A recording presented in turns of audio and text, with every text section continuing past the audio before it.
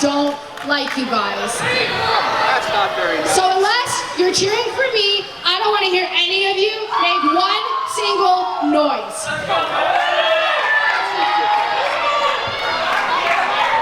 How could you not like these great people? I don't get it. He loves me better. Well, you know what?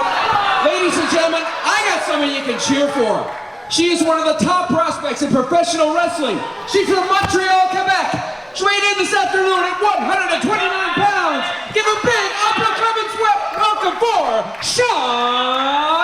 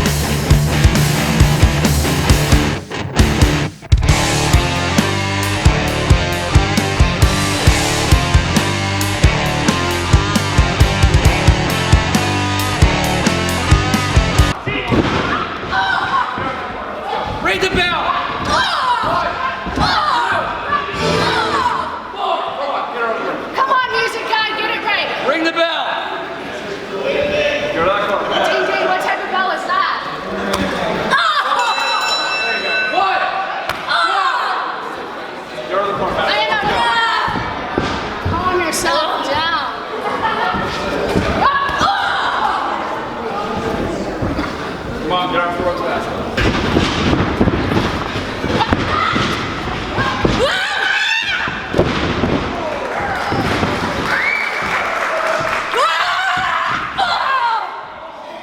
Come on, Chantel.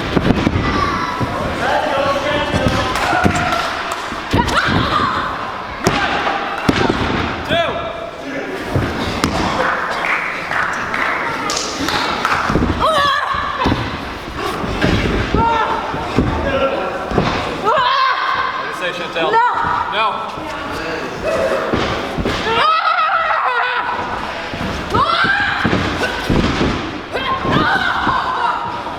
Nice try, Get off the Oh, yeah, that's right. 1, 2. Chantel, you sure you want to keep going? Looks like you're done already to me. What do you think, Ref?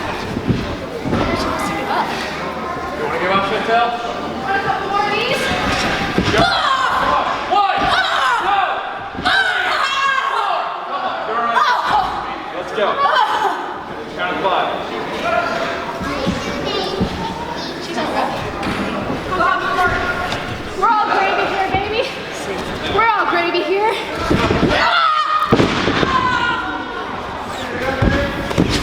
1, 2, 2. Chantel, making it worse for yourself. They don't even like you in your pants.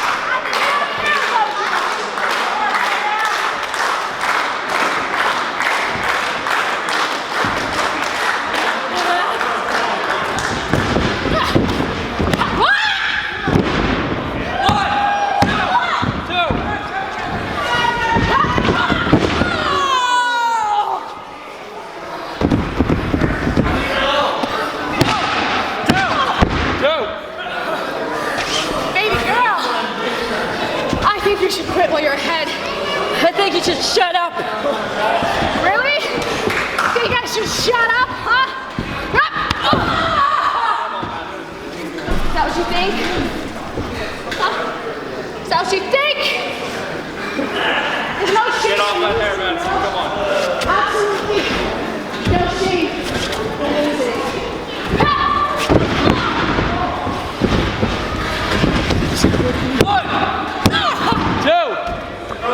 Two. You know, maybe you're the problem. Because to me, you're counting 1, 2. She kicked out. You gotta count faster than that, Ref. She kicked out at 2. It's not that difficult, all right? 1, 2.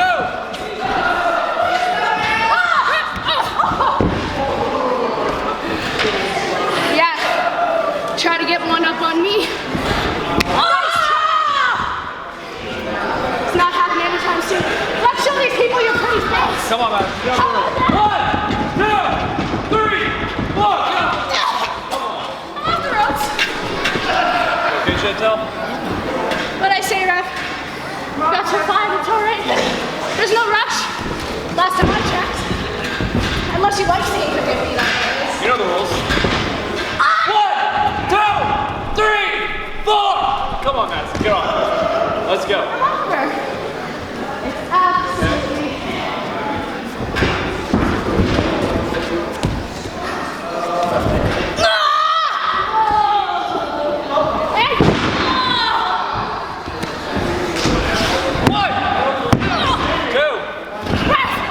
Come on! We got out there. 2.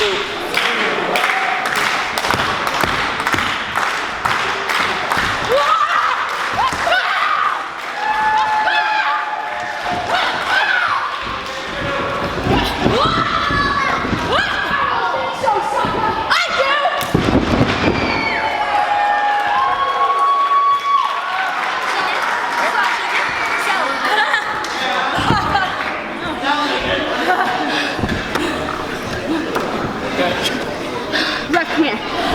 It's leaning toward to get the gun. Tell her to get the gun.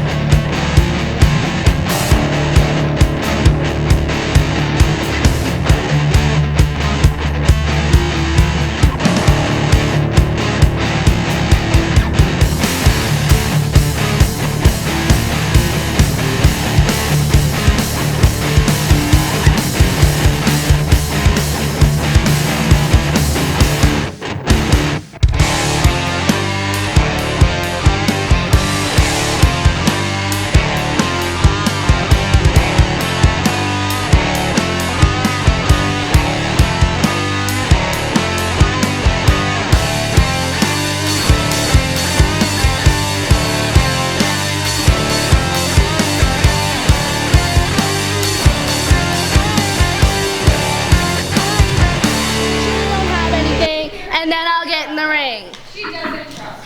I definitely don't trust you. Not at all. Oh, we're not here for soap opera. Excuse me. I'm pretty sure nobody asked for your opinion, but it's fine. Whatever. They're good, Maddie. Let's go. Hi, Maddie.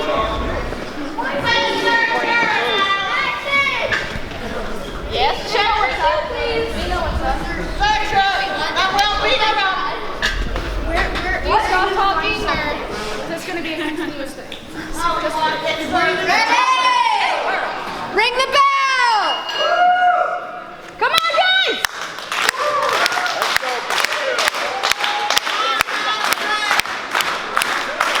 Okay, yeah, she's nice. She's not. She's not.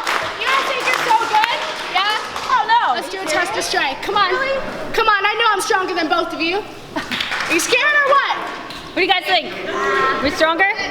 Who's stronger? Yeah, they want you to do it, so just do it. Come on. Well, the crowd wants, we'll give them.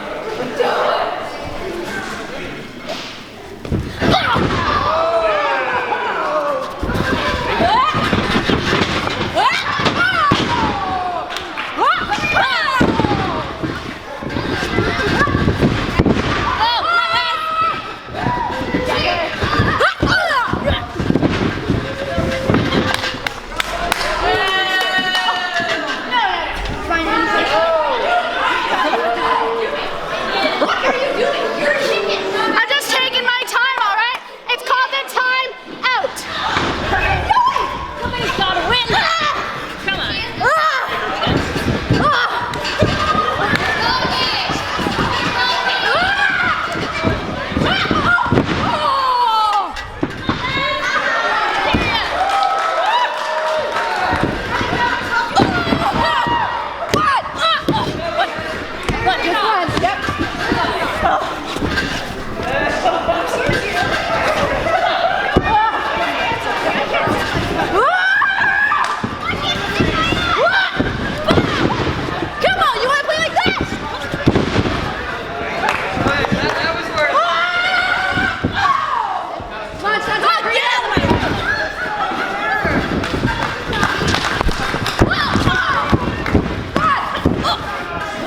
What's wrong with you guys? You have pictures of me.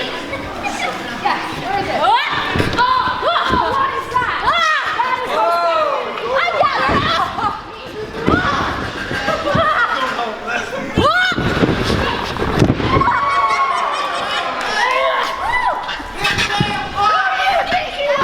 coming into my ring, huh?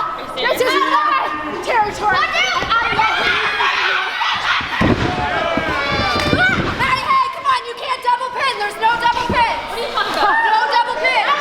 That was my pin. That's my pin. I put her.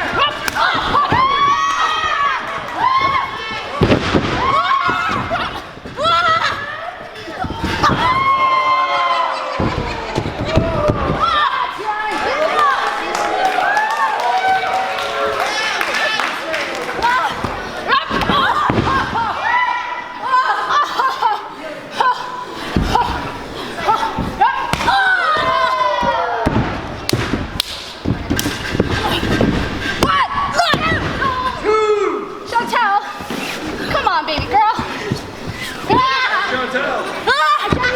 I genuinely don't mind. It's okay.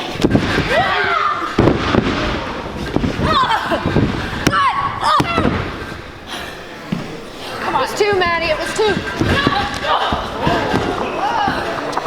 You guys want to see her pretty little face? This man right here wants to see her. Hey, come on, Maddison. Let's go off the ropes. 1, 2, 3. Get her off. Let's go. Get her off the ropes. She's not on the ropes, right? She's not on the ropes.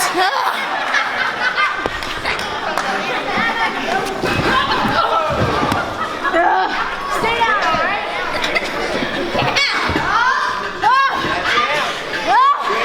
No, Maddie. Let's go. Come on. 1, 2, 3. Come on. Out of the corner. Come on.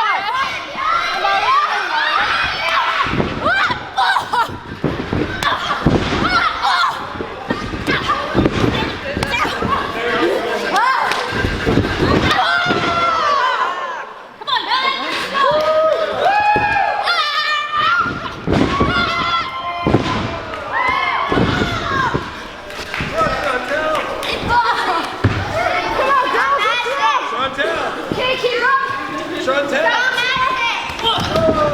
can't keep up. I didn't think so. You like the way that suplex looks? Because I heard that you wanted one too.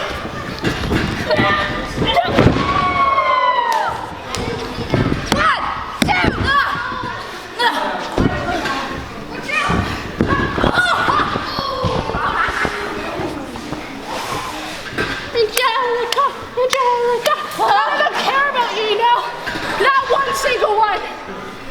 Not one single. Hey, come on, Maddie, let's go off the rope. 1, 2, 3, 4. Come on, we're off the ropes, come on.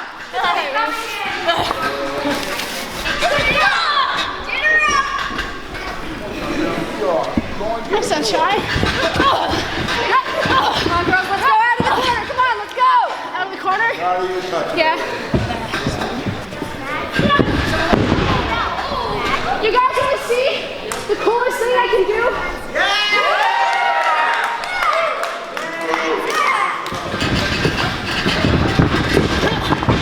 I don't think so. Angelica, what do you say? No! They don't care, Angelica. Come on, Angelica, you want to quit? Talk to me! No!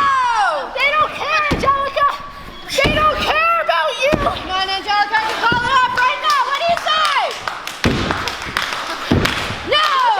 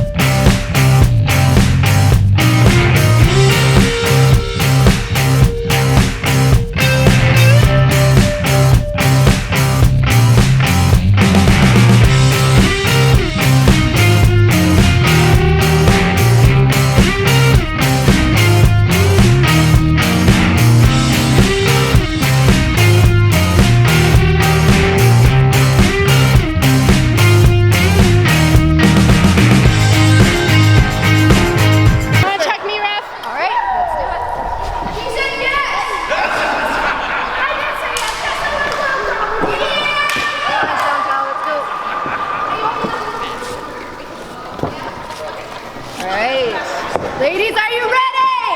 Yeah. Oh yeah. Ring the bell. Go, Maddie. All right. Come on. Come on, you can do it. We got it. Okay. I don't think so. Sportsmanship, Carlos. Wow. You win for me.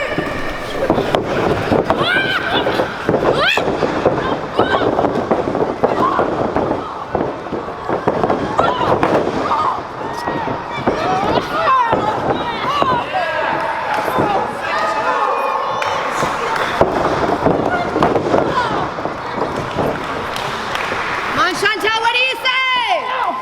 No! One, two. Come on, Maddie, what do you say? Nice try, sensational. No! No. Maybe this.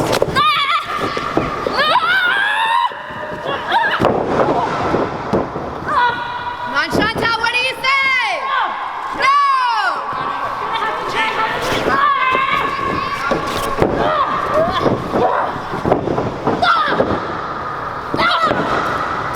Hey, watch the hair, Chantel, come on! Come on, guys, make some noise!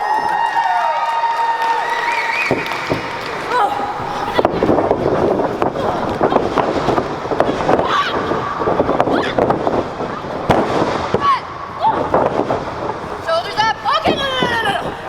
No! Really? Shut your mouth. What is this? I underestimated you. I shouldn't have kicked you.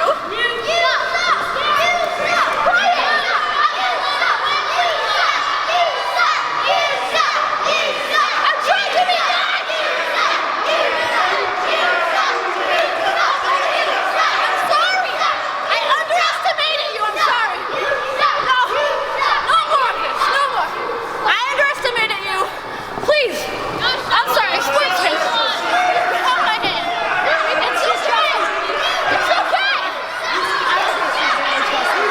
I definitely don't think you should trust me. You should trust me. It's okay. My goodness. Are you positive? Come on. Okay, like, it happened once. I'm sorry.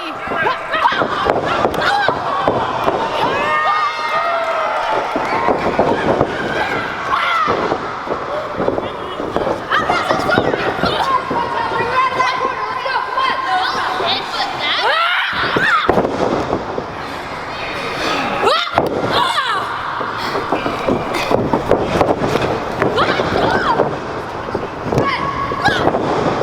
You're trash.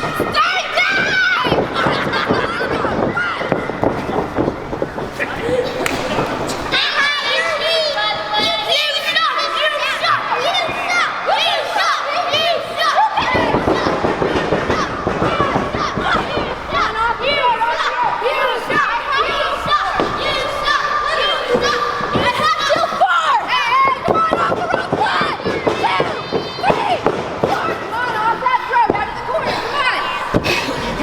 Okay, outside the corner. Out of the corner!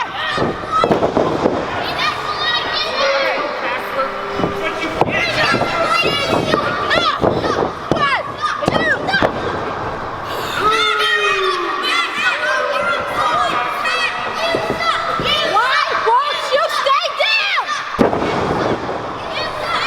Sportsmanship, shut up! Okay, all right. Let's make one thing clear. Uh-oh, now you're in trouble. You are trash! You recover yourself. You don't have to swear. You suck!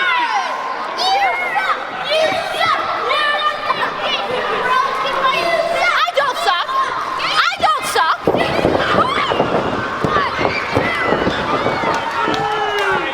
I don't think so.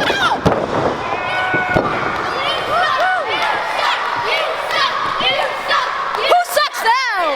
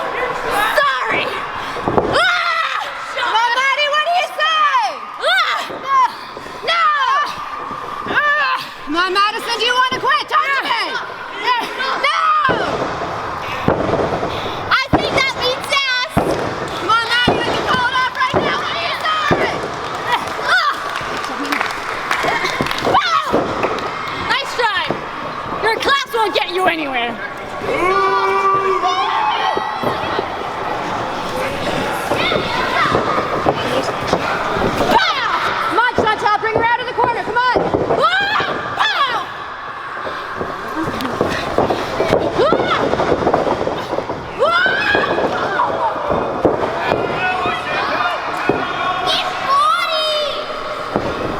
Don't you go and cheer for her. Yeah, I'm cheering for you. Go! Come on.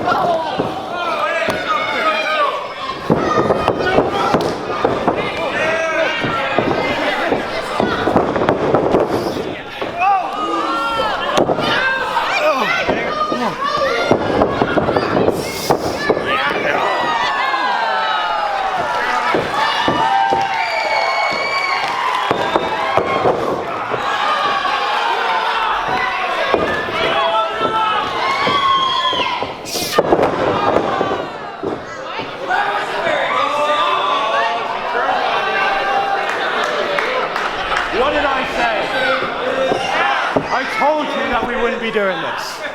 I told you not to do this. What did we talk about? What did we talk about?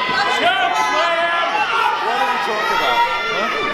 Drop him, Maddie, drop him!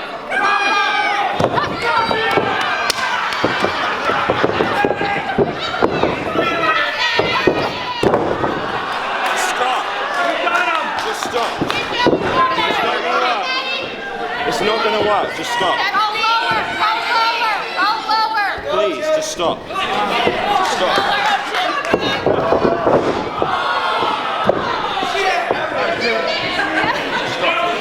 Not me.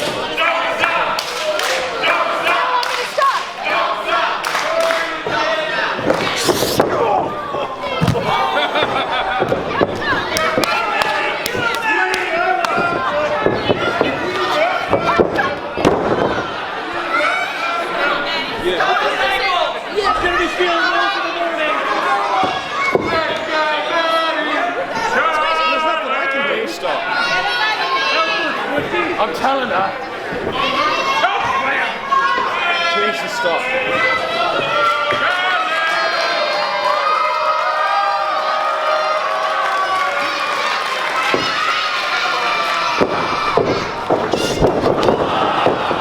I told you to stop.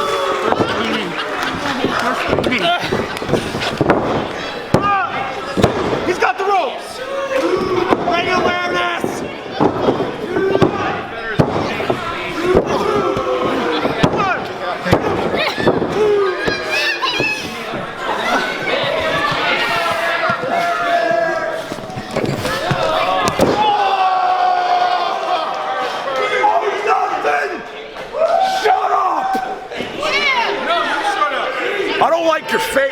That's okay. Don't yell my name!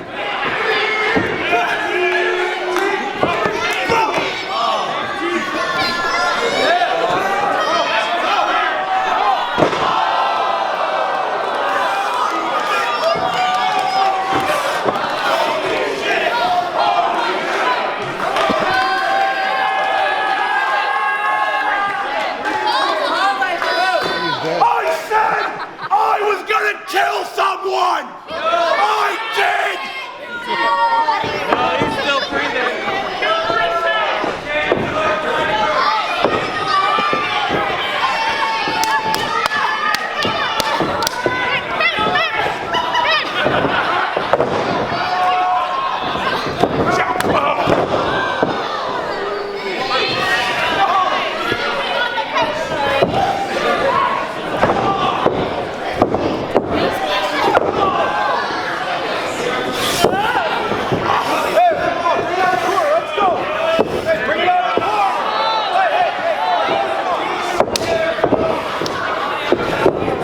Right here, huh?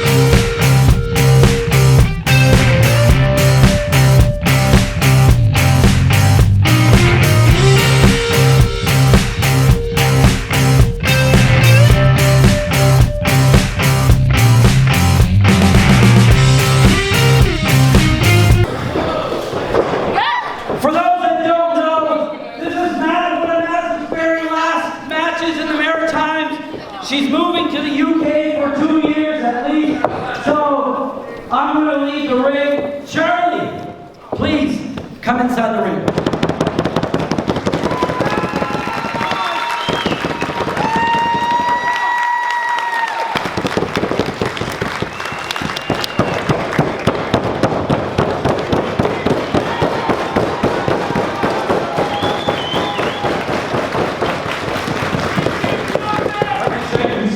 We put our blood, sweat and tears into that match for you guys, and I hope you enjoy it. So, I know it's late. I just want to tell you guys a quick story. About 2 years ago, I first came over to this country, and I was brought over by a guy called Marcus Burke. I know some of you know him. And he brought me in, and I spent 3 months. My first 3 months away from home, traveling up and down Canada. I've been very lucky to wrestle in 9 provinces in this country in my short 2 years. I went home and then came back 3 months later, 4 months later for a wedding. And what I didn't expect is that my life would change when I met this very, very young and beautiful woman in the ring today.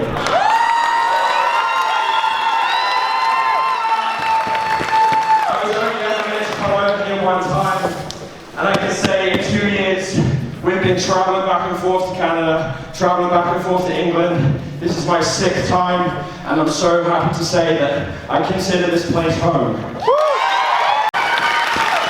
But with the traveling back and forth, we live in 2 different countries every 3 or 4 months. We have no system, we have no schedule.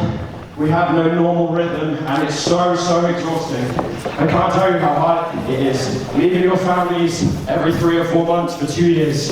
And it's a sacrifice I make, and it's a sacrifice that Maddison makes.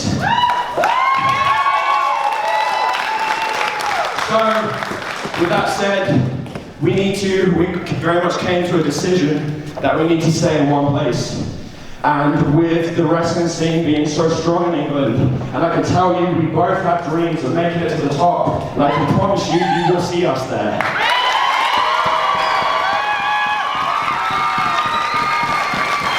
So that being said, this is the last time for a few years that you are going to see myself wrestle and Maddison wrestle here in Dartmouth, here at the HRM. I just want to say deep down from the bottom of my heart, I thank you all so much for welcoming me here. And I can promise you I will do absolutely everything to take care of this girl in front of me, because you have no idea how much I love you.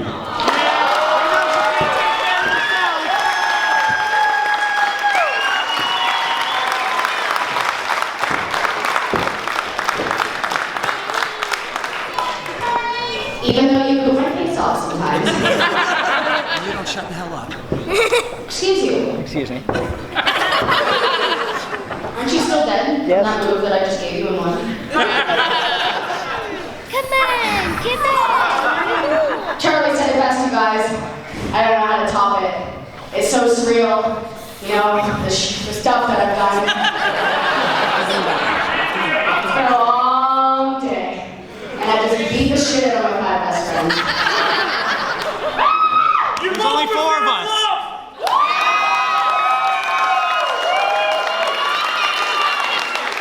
I also just said 5 best friends, so I guess I'm including myself. I'm your best friend. No, squishy. I can't even insult you. But I love you too. I'll take it. For real though, guys, you know, I stress it all the time. Every time you see me, I'm on the microphone and I'm saying something about how blessed I am to be where I am. But it's very much a reality now. I've wrestled in 7 different countries. I've got 3 more countries coming in the next few months.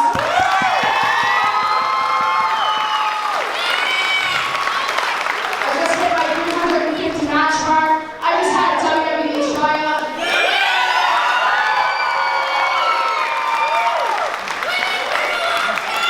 And I have the absolute best family in the world.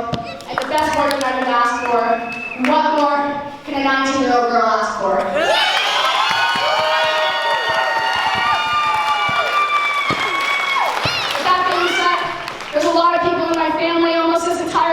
section. It's all my family. And then my second side of my family over here. And good friends all around the building. Thank you so much, everybody, for coming out and supporting us and supporting the Pisces. Thank you. Thank you so much.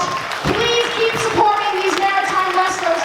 You support them, they go further. Have a great night, everybody. Thank you so much.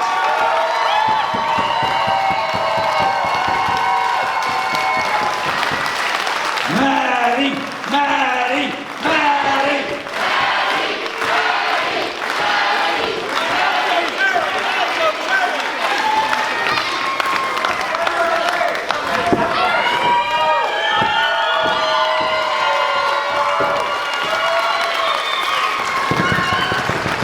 I hope you guys had a great night. Our first ever event. We will be back here November 1st. Please, give it up one more time. One last time. Maddison Miles.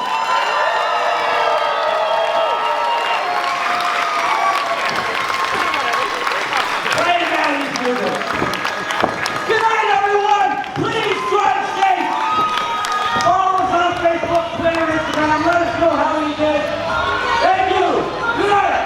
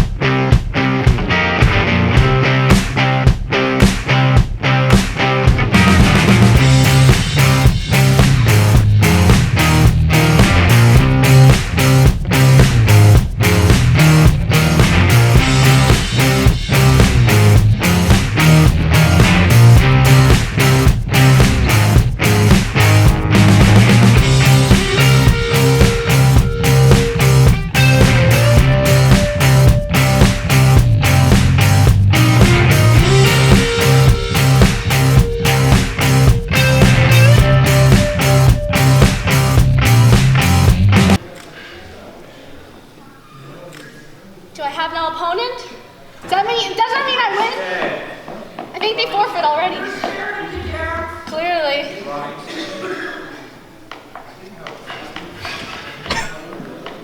I won't drop it. It's gonna be mine soon. This is though. his. I'll drop. That's yours, man. Your following contest is a singles match scheduled for one fall, and it is for the Wrestle Nova Scotia Heavyweight Championship. Heavyweight Madison. Introducing the challenger, Wait, I think. hailing from Halifax, Nova Scotia, she is the sensational Maddison Miles, and the champion.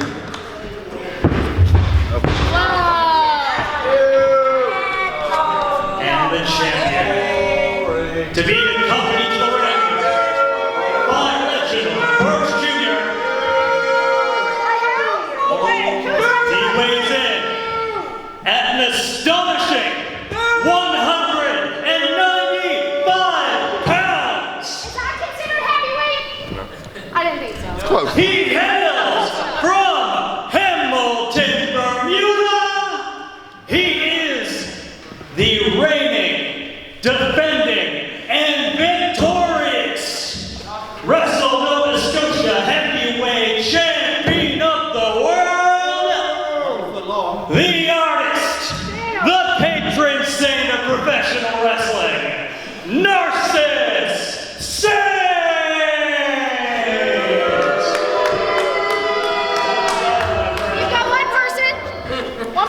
side, right? Then it's all I don't think so.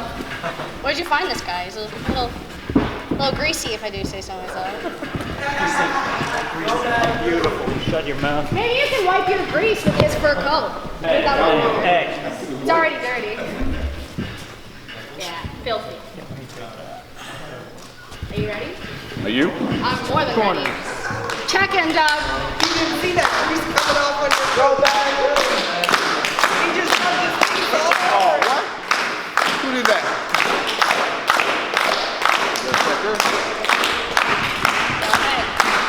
Ref, you make sure you keep an eye on him, alright? He's bringing the belt back over ringside. This is yours, baby. You're gonna retain.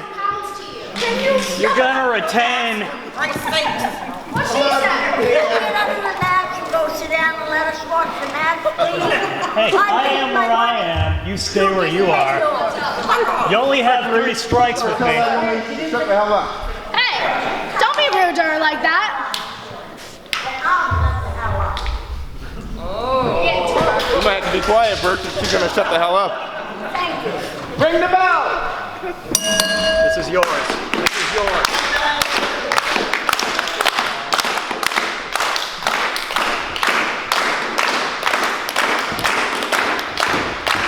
A little quieter. Done, Maddison. Yes, look who's cheering for me. Come on, don't stop! Don't stop! He doesn't like you either. Hey, Maddie, listen. Family. The fam loves me. Oh, Vicky, you know. You see this man? Champion! Champion! Champion! Nice.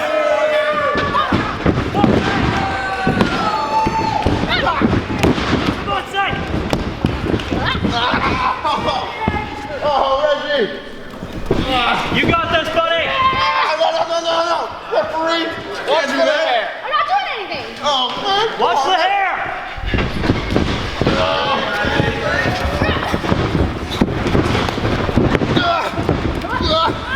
Hey, come on, get out of there!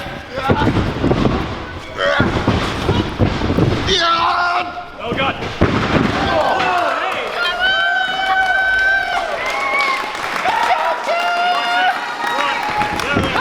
Oh, yeah! Nurses say! Think he's a chicken?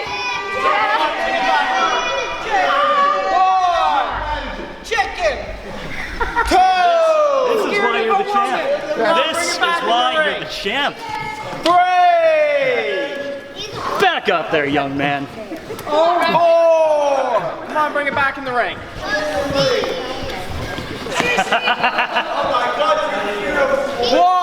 the man? 2. Come on, bring it back. Come on, Lunenburg. 3. He's not getting into the ring until he's ready. He thinks you're a chicken, come on! No one thinks he's a chicken. You guys think he's a chicken? Nope.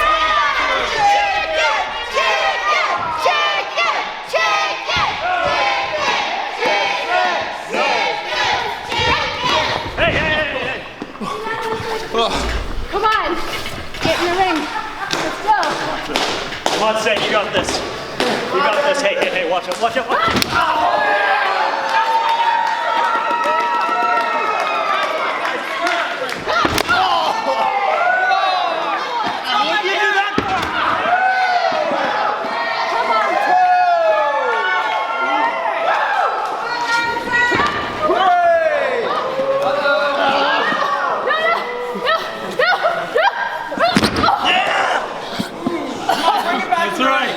That's right, that'll take you! That'll take you! 5. Am I bleeding? Am I bleeding? I'm okay. 6. Come on, bring it back there. Oh, referee.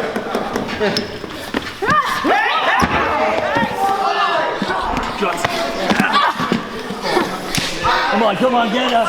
Get up. Come on.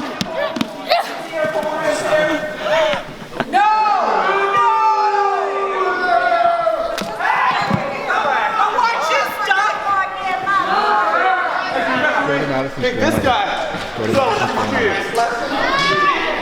I'm gonna kick you right in the balls.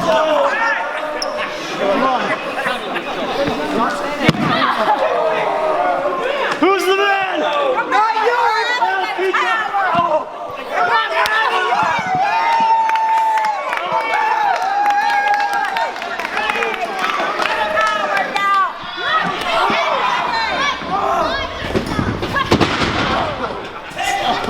Smarter than that, sucker. Rock!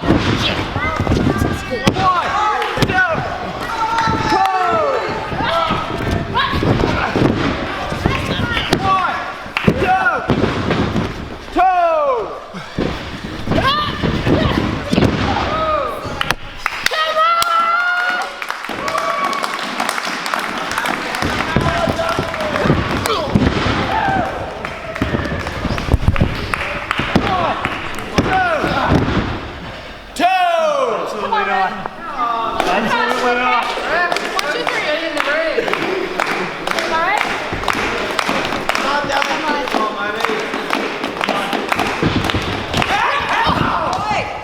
Who's the man? Huh? Who's the man? You gonna hit me? You gonna hit me? Come on, hit me. Right here. Right here. Hit me. Come on, hit me. You're not gonna hit me.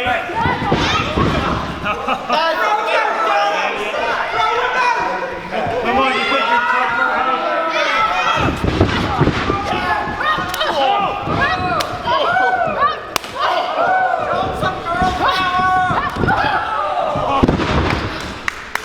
That's it! Right to the jaw! That's what you get, Maddison!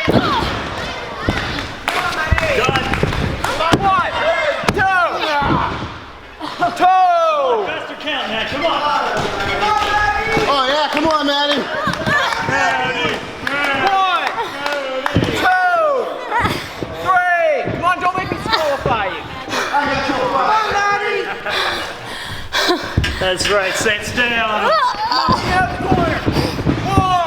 You know you're done, right? You're done, Maddie.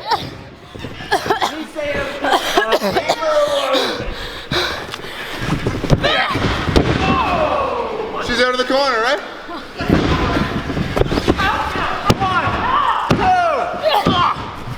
2.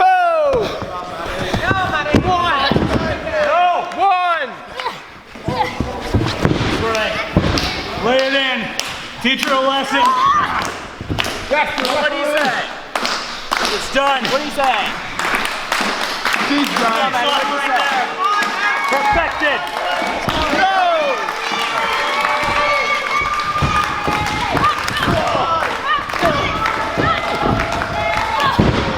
That's right.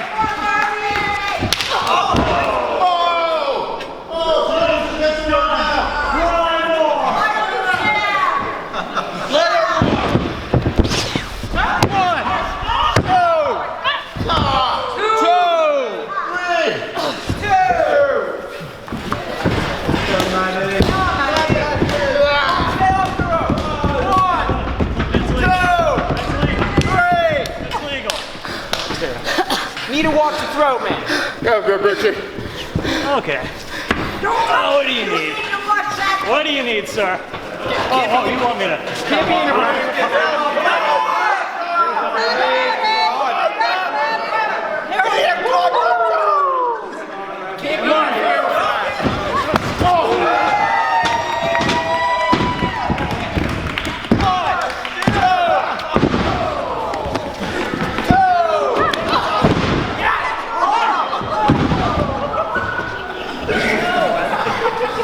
You like that one.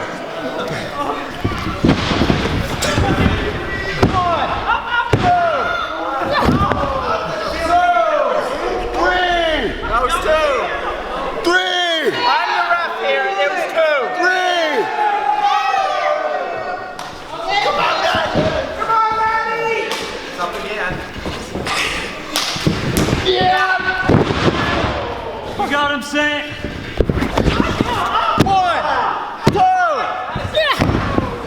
2. Come on, ref. What do you say? Pulverize her. What do you say?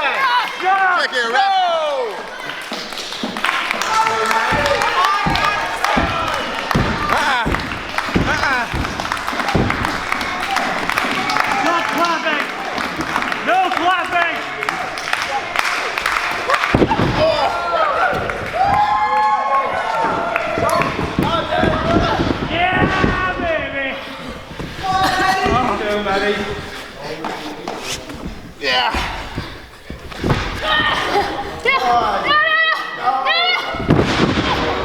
That's right. She's done. It's over. It's over. It's over. Finishing time.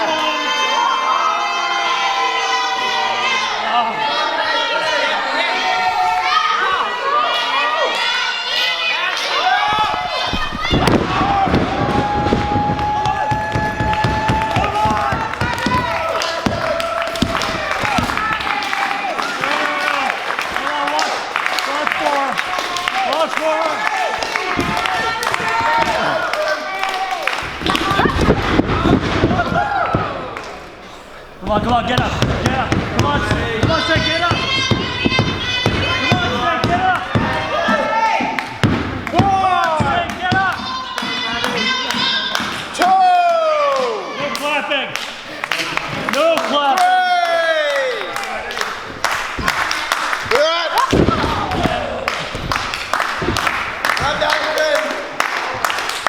This is what you deserve, Maddison Miles. Come on, let's go, Maddie. Come on, Maddie. Come on, Maddie. Come on. Yeah. Woo. Yes.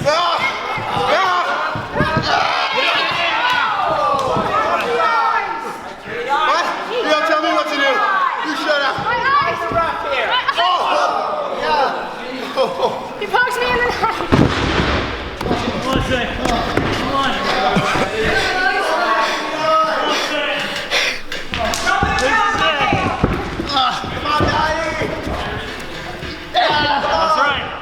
That's right. Finish her. Finish her. Yeah. Come on,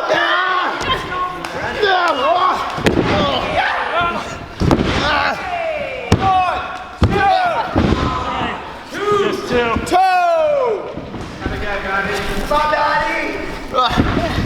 One more time. Get him good. Come on, Maddie. Damn. That's right. Pound into oblivion, you stay up.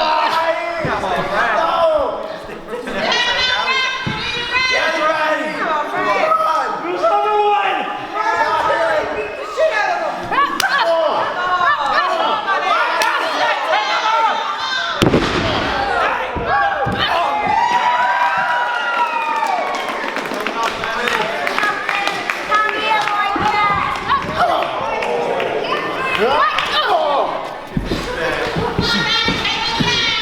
Come on, guys! Come on!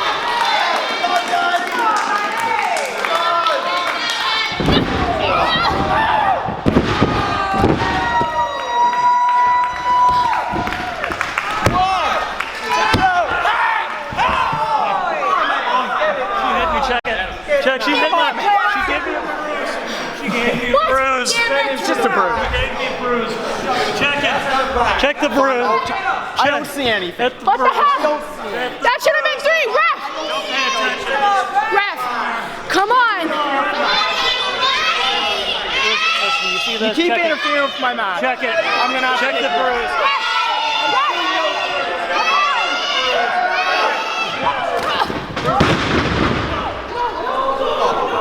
Look at that! Disqualification, ring the bell! Disqualification, ring the bell! This is an illegal weapon. You can't be hitting people with belts. Disqualified now.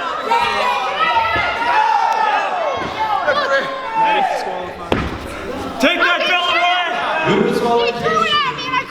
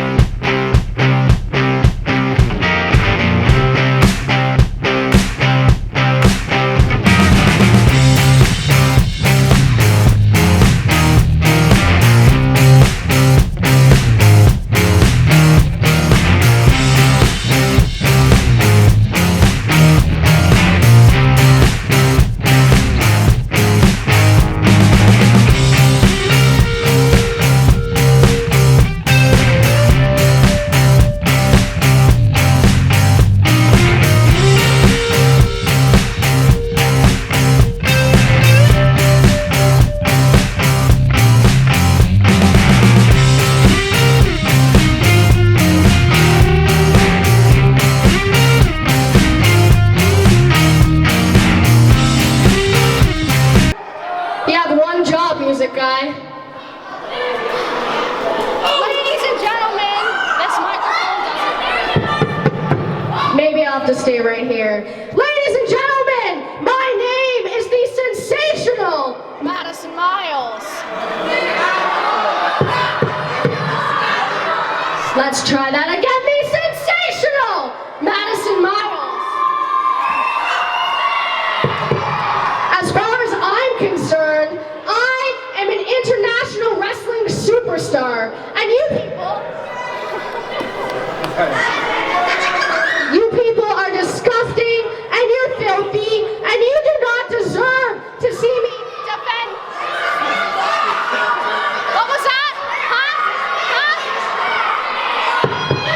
You people do not deserve to see me Defend my title. You know what? Take this to my microphone.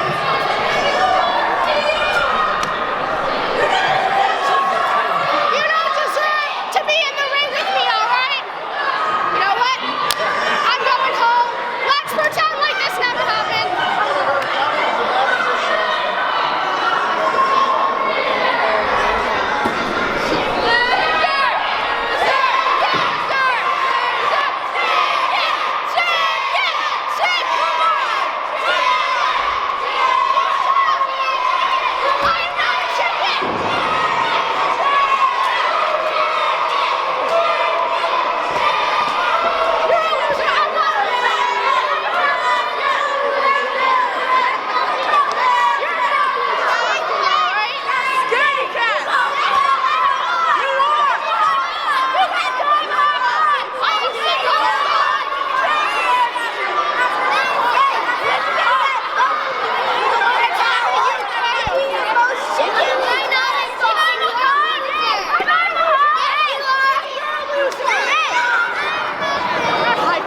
You don't deserve a high five from me. What about a hug? Hey, you're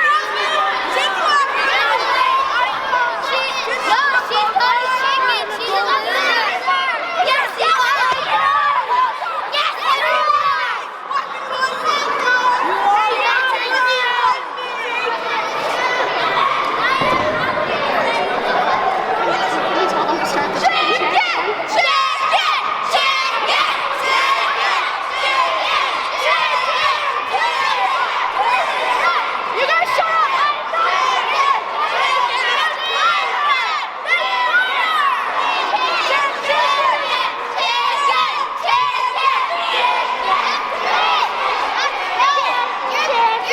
I am not a chicken! I am not a chicken!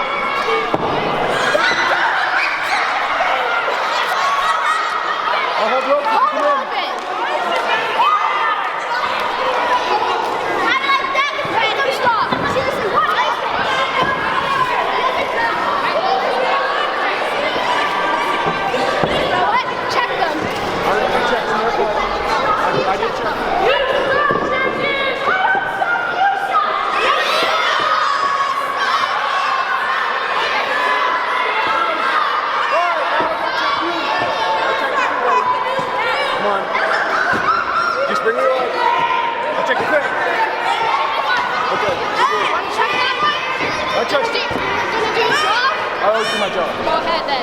Check my arms. See, I'm a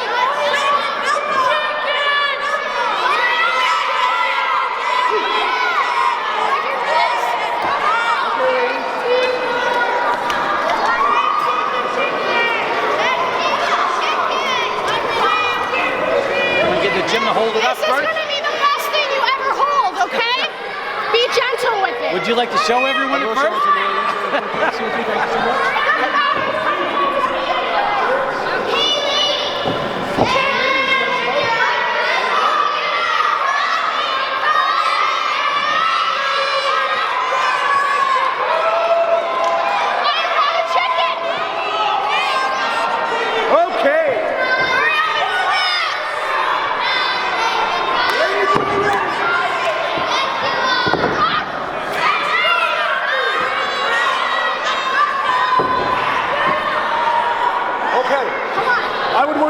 I would worry about these ladies right here. Okay, ladies, let's go!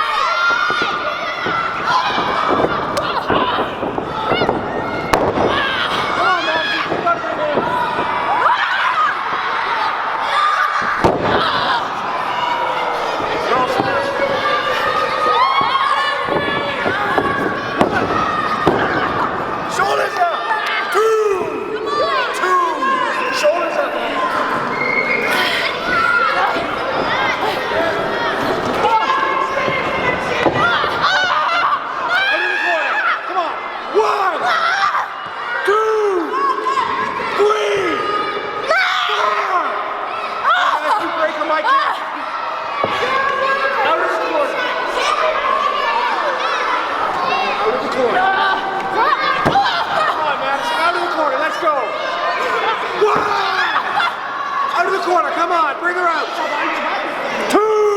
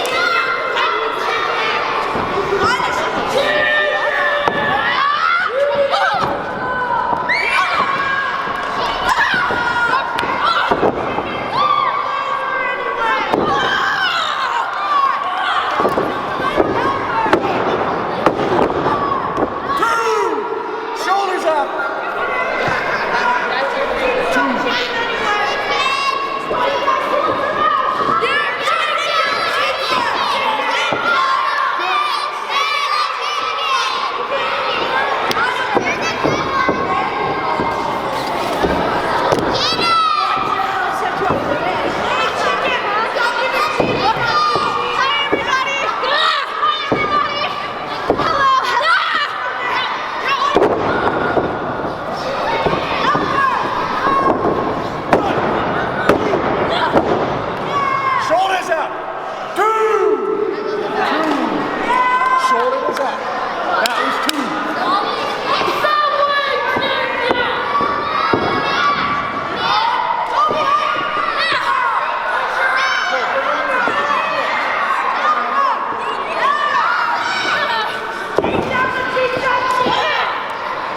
Let's get her over the corner, Maddison. Over the corner. Bring her over the corner.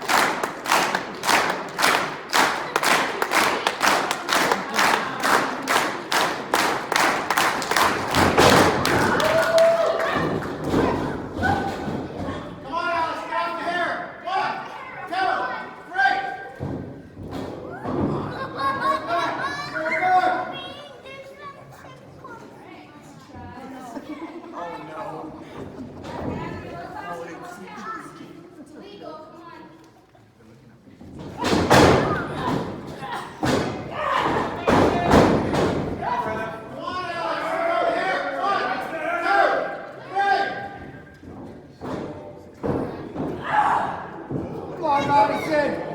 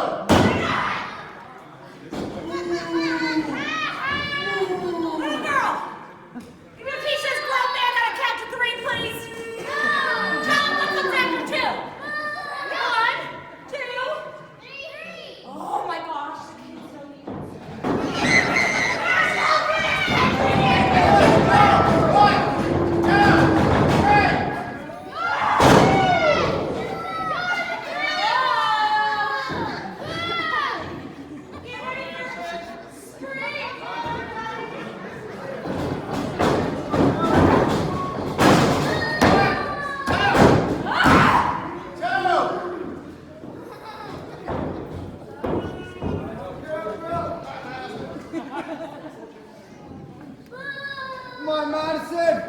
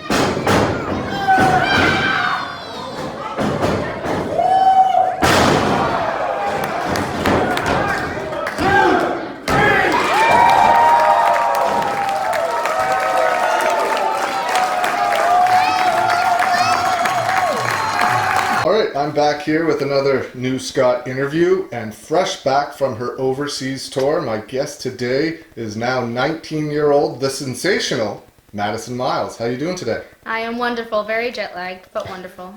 I bet. So at the last time we did one of these was in April 2016. So you'd have been like 16 at the time? I would have, yeah. So that would have been about 7 months into my wrestling career. Just about at the end of that interview, you said your goal was eventually to get the WWE, but right now it was to compete in the UK, Mexico, and Japan. You've done 2 of those 3 things. What are your thoughts on accomplishing those goals, and do you remember saying that then? I feel like that's something I would have said because it's pretty accurate to what my goals are now. I've always had this mentality of I'd love to get to WWE, but I'm very much the type of person that I like to go with the flow. I like to see where opportunities take me, and honestly, with the amount of training I had, I think my biggest goal was to get out and just work around the world and learn different styles.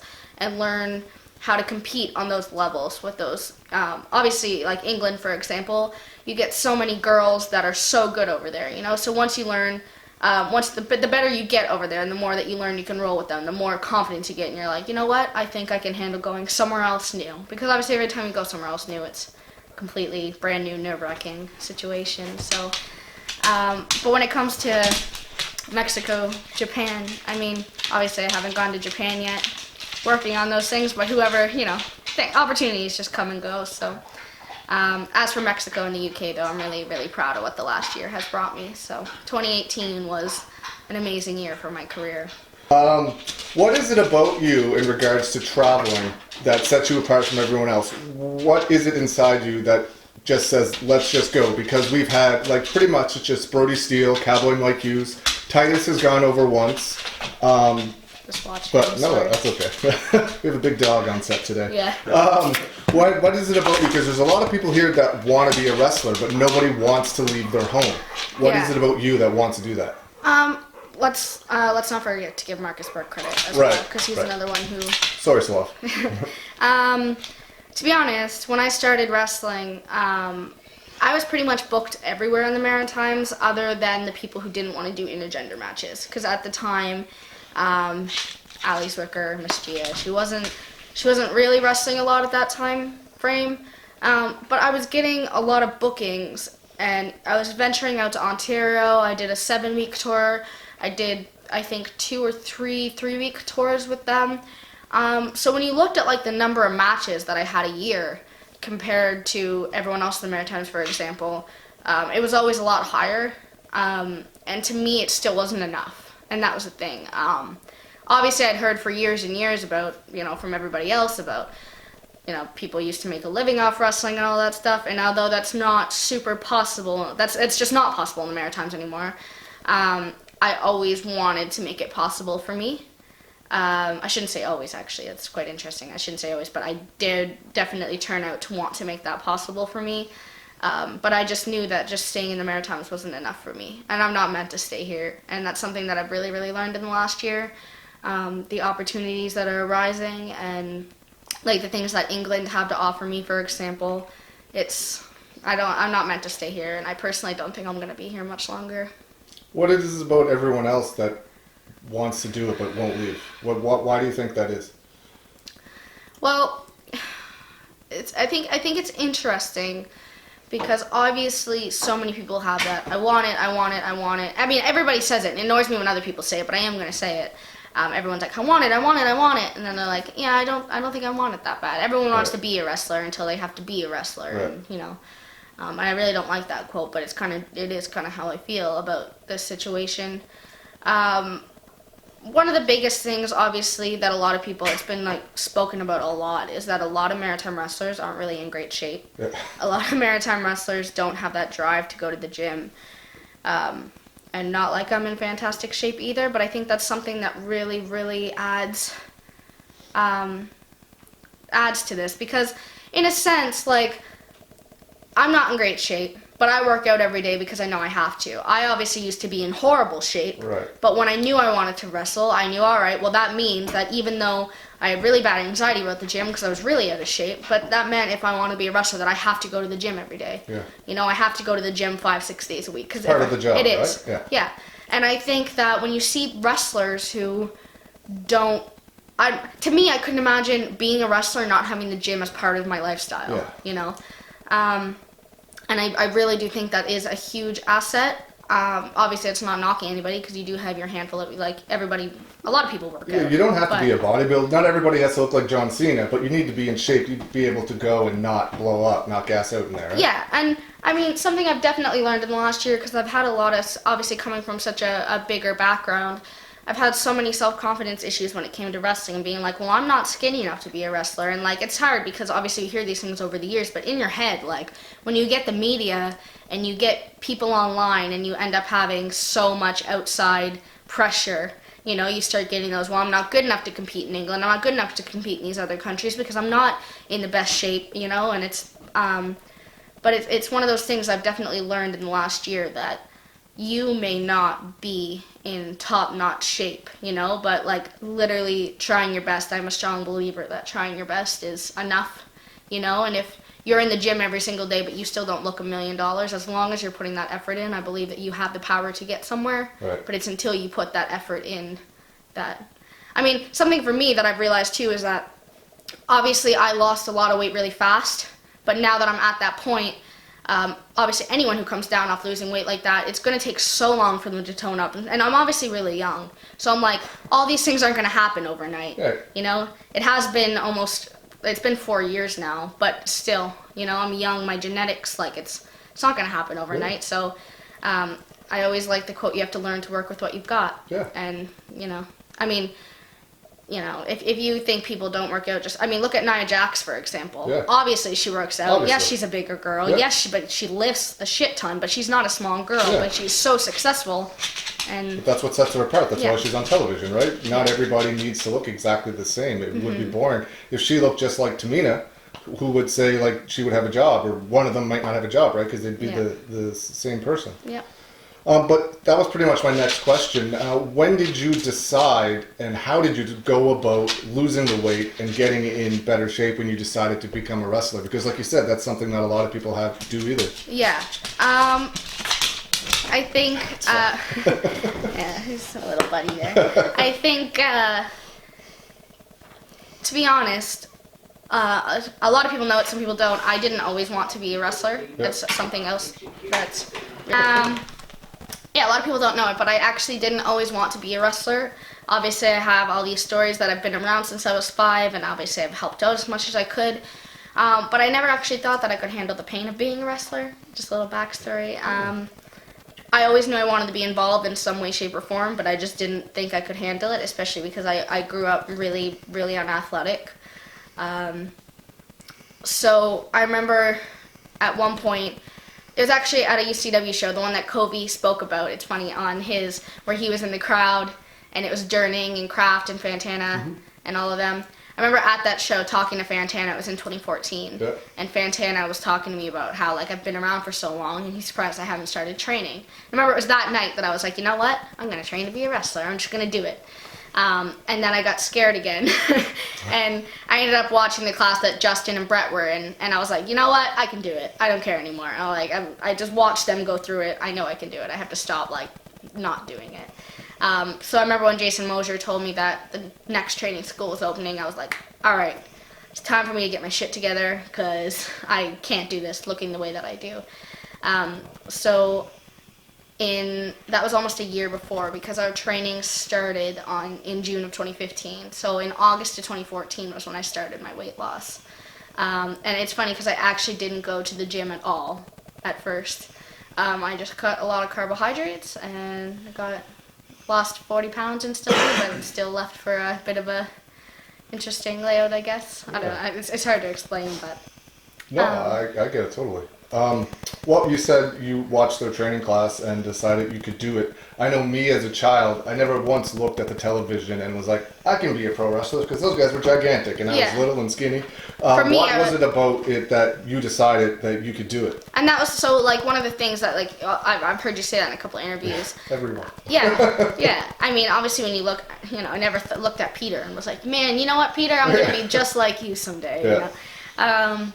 But I remember, because I wanted to do it, and I remember my dad kept telling me, because I was so scared of a couple things, and he was like, they're not going to ask you to jump off the top rope in the first day, you know, and he's like, all of that will come with time, and I was like, all right. But when I watched it, like, because I'd been around wrestling so long, I felt like I understood a lot of it, and although I think the thing that my disadvantage was the fact that I was really unathletic, but I've been around wrestling and watched it intensely for so long in person that, I was like, I understood it. So, when I was watching them do it, and I was watching them learn how to take bumps and do their rolls and hit the ropes, I understood all the steps to it, and I was like, you know what, I think I'd be able to do that. Sorry for all my stuttering. I'm so, like, my brain is so scattered from being so jet lagged. That's fine. Hard to stay on one topic. Sorry. Yeah. So we're going to go back now to where we left off from the other interview. It was just before the UCW Matt Hardy tour. Was that the first time you had done a show with a name, or at least toured with a name of like Matt Hardy's caliber? I want to say so, yes. But, I mean, obviously Matt Hardy's kind of on a different level than the people I'm about to say. But obviously being around UCW so long, you would have seen a lot of names. Yeah. I mean, I've obviously Bushwhacker Luke was around a lot, and you had, you know, Chuck always had people coming in. Ricky Steamboat was there. You ran on that show. I think. But what was it like touring with Matt Hardy, and what are your memories of that tour? To be honest, I don't actually have a lot of memories of that tour. To be perfectly honest, the first night was in PEI. And I don't believe I worked that show. Actually, my memory's so shot. It's so and bad. The next night was Kentville, and then Halifax. Kentville, yeah. I think there might have been one in between. I don't remember. I think, to be honest, I don't think Matt and I had a lot of interaction because I was very much at the time obviously still green, and I was just trying to not be a pain in the ass. That's okay. Now, people have brought in a lot of different people for you to wrestle, like Victoria, Ray Lynn, that's her name, right? Yep. Yeah, and Kelly Klein. What are your thoughts on being the person that all those names were brought in specifically to face? Yeah, definitely. And memories of working with each one. Yeah. I remember Ray Lynn, I feel bad for looking back at it in a sense, because I was really bad back then and I wasn't a great wrestler. But she was always really good to me, really, like, always so sweet. I got to work with her again, I want to say early last year or late 2017 at NSPW. And obviously my skill level had changed a lot since then. But I just remember her especially being really, really good to me, really considerate of the fact that I was so green. And I feel like because she was the first person brought in specifically for me, I was, like, in a sense, kind of scared shitless, because I'm like, oh my god, you know, someone's brought in for me, which felt like a lot of pressure. So that one was probably the more awkward one for me personally, even though I appreciated every second of it. But as I said, it was my first time with someone who wasn't from here. Right. Kelly Klein was probably, like, one of the most influential people I've ever worked with. Her and I spent a lot of time together because I picked her up at the airport, and she was around for a really, really hard time in my life. And her and I spent a lot of time specifically together, and she was very much the type of person who, we always had our own locker room, and she was one of those people that everyone knocked when they came in, just out of privacy and respect. So it was literally the two of us, and we just had a lot of heart-to-heart conversations about wrestling and about personal life. And she is someone who I will be forever thankful for, because she, in those like 3 or 4 days, whatever it was, I realized a lot about myself as a person and the situation I was in with my life. And it sounds kind of silly, but I will forever be thankful for that woman coming in and being a part of my wrestling. And she was kind of one of the first people too that I was really scared to stiff her.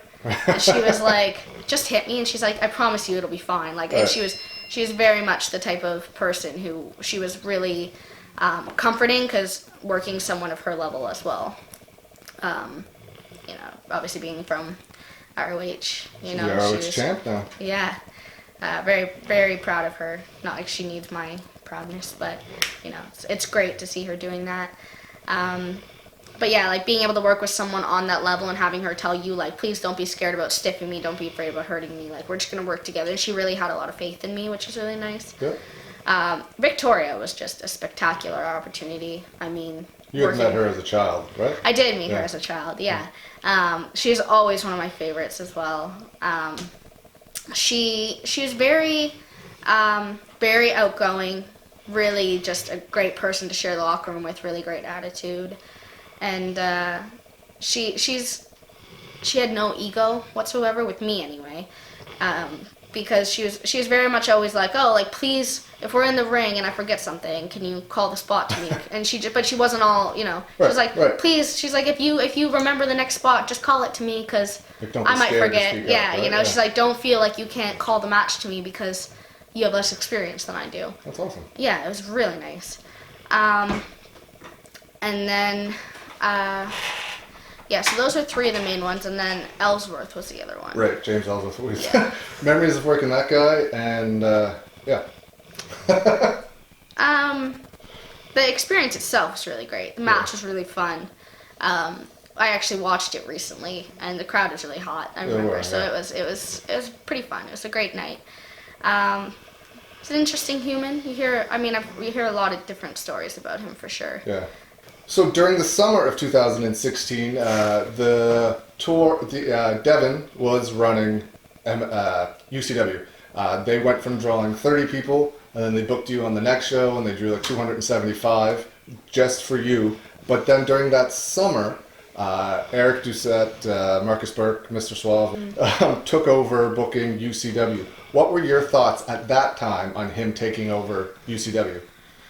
At that time, I can't say that Devin hasn't been good to me. Him and I have had a lot of fallouts, but in the end, like Devin gave me a lot of opportunities, and Devin was always good to me for the most part, business-wise anyway. But obviously Devin, I think everyone realizes it, that Devin just might not exactly be meant to run shows all the time. I think what he does with Doolittles and MSW is good, because I think that there is a crowd that goes to Doolittles, and I think he has his own little fan base there.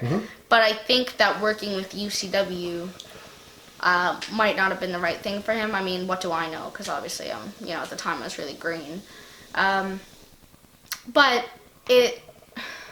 when I know at that point when Marcus Burke took over, it was a relief for everybody, because Devin was kind of the outsider in the situation. IHW was working, together. IHW had all the main boys. They pretty much used a lot of the main roster of Vision. Same with New Breed. Everyone was using the same guys, but Devin was that one outcast, So when Eric took over, it was like, okay, maybe UCW is going to become one of like the 5th or 6th places that everyone's going to be working together, and it was a nice feeling to think that they were going to go up from there.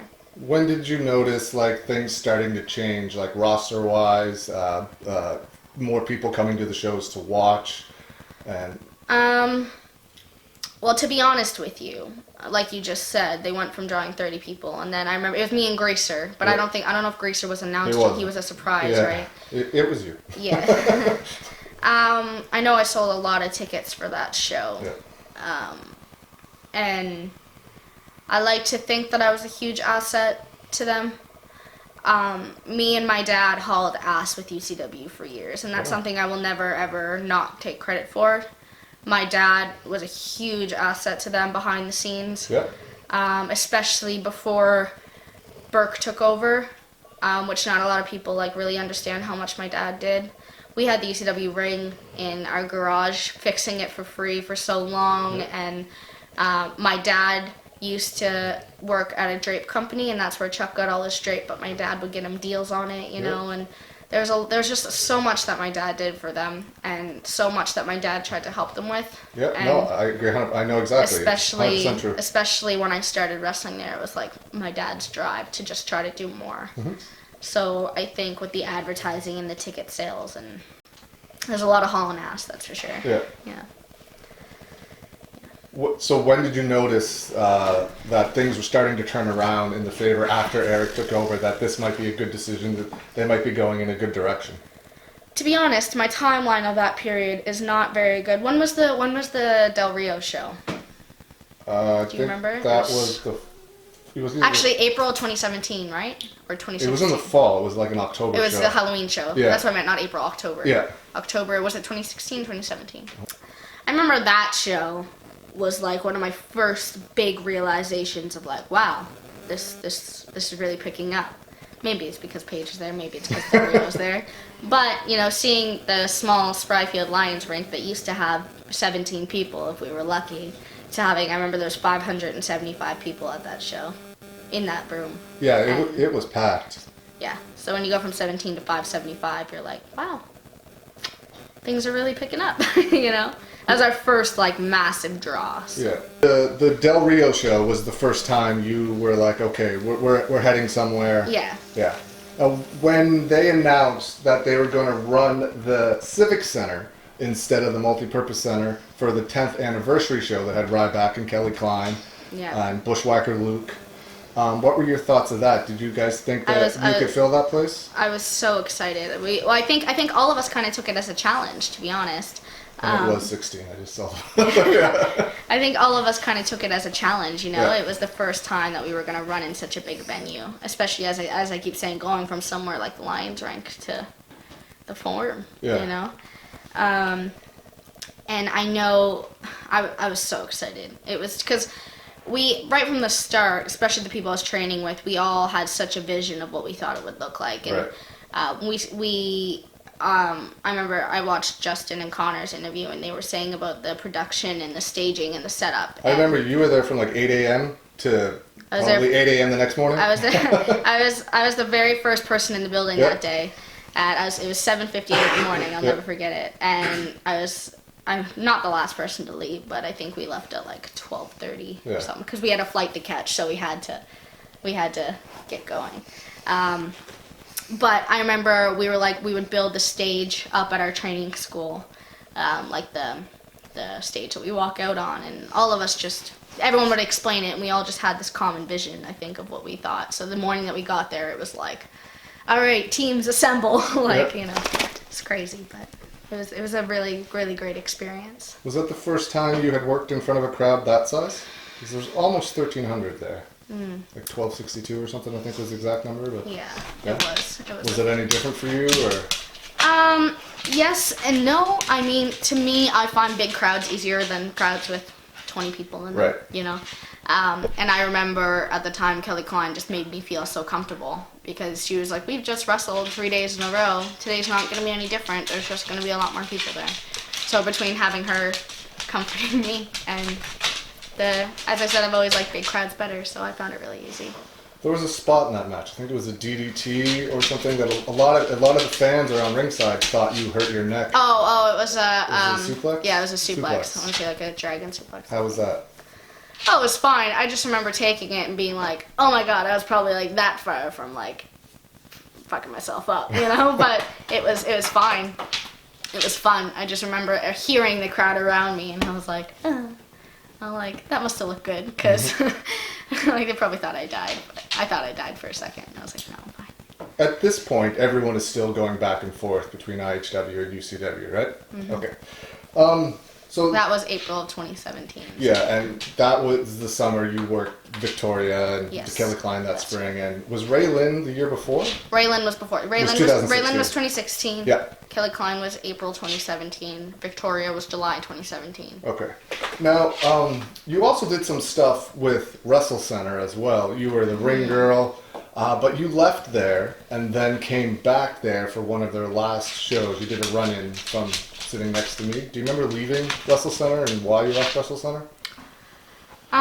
Wrestle Center, to be honest with you, is kind of a blur for me. There was... When I started wrestling for... Or not wrestling, sorry. When I was working with Wrestle Center, at some point in time, there was... Because you went through the Wrestle Center school, right? You were trained by Gary, but... Yeah. I don't remember making a second run-in, actually. No, when did I do that? That was the first run-in. Didn't you leave, or did you leave after the run-in? I think I left after the run-in. Because I thought that was the night you came back, because you were in the crowd. Remember, you were sitting next to me? Yeah. And we all did run-ins? I did a run-in as a ref from the crowd. There was like 8 different run-ins that night from the crowd. I guess no one was expecting it towards the end. And we were all sitting next to each other. Yeah. No, there was someone who came from the other side. I can't remember. JP, yeah. Man, Wrestle Center is such a blur to me. Well, just what are your memories of Wrestle Center? Wrestle Center was fine, but Jason and Tyler were never really on the same page with us. I mean, I know that was one of the reasons why I ended up leaving, or not leaving. They technically let me go for the whole bell ringing I did. Yeah. But it was because Tyler told me it was fine to work for UCW, and then Jason was like, "No, it's not. You're done, son." I'm like, "All right." And it was because you were ring announcing for UCW. They didn't want you to ring the bell for Wrestle Center? Yeah. I'm like, God. Yeah. It's not even like you were wrestling at that time. Because you did the run-in against Winter, who blowed your dad or something? Is that right? Yeah, that really frustrated me. Actually, I was wrestling at that point when that happened. Okay. And I remember Jason telling me he wanted me to do a segment with Bullen in a gauntlet, and I was like, cool, great, whatever. And then we get there, and she was there, and a lot of people thought I was jealous, which obviously I wasn't, but I'm a very big person for making sure that I'm safe. Yeah. And jealous of Winter? Yeah. Okay. When I got there, they were like, pretty much told me that they wanted to do a spot where she kicked me in the head, but she'd never stepped foot in a ring a day in her life, and I'm like, nope. Yeah. And don't blame you. Yeah. And so they ended up having her like knee me to the gut and all that fun stuff. But it was really insulting to me that obviously everyone had known I'd been training, and I'll never forget like when I came out of the curtains at Wrestle Center, like the pop was crazy, and like, you know, it was so cool and scary and awesome. But like you could tell that people were like, oh, like there's gonna finally be like some sort of women's wrestling at Wrestle Center. Yeah. And they had a girl who wasn't trained come in and beat the shit out of me, who's been training for months, and everybody knew that. So it was kind of insulting, but it's name of the game, so it's whatever. But then so when all that was sorted, and I'm like, well, I'm not taking a kick to the head, but you know, I'll figure something else out. Yeah. And then they were like, oh, well, now your dad's involved. I'm like, so are you trying to build me up as a wrestler or as a fucking idiot? Like, which one is it, you know? Like, I've been training for months, and then you're going to have a girl who's never but stepped foot in a ring come and beat me up, and then you're going to have my dad come and save me. Yeah. You know? But at this point, it was too late, and I didn't want to say no because I didn't want to be that person to back out after they were like, you know, after I'd agreed to do something, but they never told me the extent of what I was doing because they were always really secretive at Wrestle Center. Yeah. And, you know, nobody could know anything because it would get leaked out. So then what that meant was that you'd show up and they would tell you what you were doing, and you'd already said yes or no, you know. So I could have said no, but at the time I was like, well, how bad can this be? And then it was bad. So. What did you think when they closed up shop? Did it matter to you? Or? Not overly, because I wasn't really part of it anymore. Right. I do think it was unfortunate because they had something really good going. Obviously, a huge aspect of maritime wrestling is whoever has money is going to be in power. Right. You know, if you have money to bring people in, then naturally you're going to draw more than people who don't have money to bring someone in. And I think with Wrestle Center, they focused too much too fast on bringing people in. Mm-hmm. And not enough on. Obviously, I think they did a really good job. Everyone was just so into their storyline because they were so real. And so I think that they did a really good job. But you know, as I said, it didn't really matter to me at the end when they closed shop. It was just unfortunate for the fans. I think you still see fans online that are like, "Bring back Wrestle Center." I don't think it's for Wrestle Center. I think it's the aspect of they ran in the multi-purpose center. You know, every show, their setup looked nice. They always drew big crowds, and it was super indie, so everyone loved it. Yeah, you just said they did a good job with local guys. What did you think of them bringing in all of the names? Like, they've been criticized a lot for hot-shotting the territory with guys like AJ and all of that. Well, what's your opinion on that? I don't know if it's necessarily like hot-shotting, to be honest. I think they did a good thing, and I think that the money they made would have totally outrun the money that they spent, in a sense. Yeah. It would have had obviously, to, I don't right? know. Like, they weren't, unless they're independently wealthy, where does the money keep coming from, right? Yeah, that's just it. So I don't really think so. I think it was kind of a smart tactic. I found it interesting, like obviously they had Christopher Daniels as part of heel faction consistently. Yeah, he was here like a year straight. Yeah. I mean, obviously they drew fans, you know. So I don't know, I guess it worked for them. You know, same thing right now where you have UCW who brings in a lot of indie stars, and you have IHW who just focuses on the locals, and both companies are doing great and both companies work, so yeah, no, I guess it just, you know, just depends on your market. Like Mike in Red Rock draws huge crowds. Yeah. It's just him, right? It's I just worked his first show this past year. I know, yeah. And it was amazing. Yeah. You know? So I guess it just depends on what type of market you're going for and obviously what type of money you have, because just because you don't have all this money to bring in an indie star doesn't mean that you're not going to be a good promotion, you know? It just, I guess, depends on what you want and what you're looking for out of a promotion. Memories of the canceled TCW tour. There ended up being one show, not a TCW show. Mike saved the Digby Upper Clements Park show because it was for the Special Olympians. But your memories of when all that was going down, because he was supposed to bring in like Tommy Dreamer, Tyson Dukes, Cody Deaner, Caitlin Diamond. My only memory from that is how mad Caitlin Diamond was. Yeah. I think she got her money finally. Poor girl's been screwed over by everyone here. Yeah, it's a shame. Everyone but UCW and IHW. I think everyone else has screwed her over in one way or another. Beauty Slammers and TCW, yeah. I mean, I guess technically you could throw Wrestle Nova Scotia in there. Oh, that's true. And we did work for ACWA Yeah. together. But yeah, she, poor girl.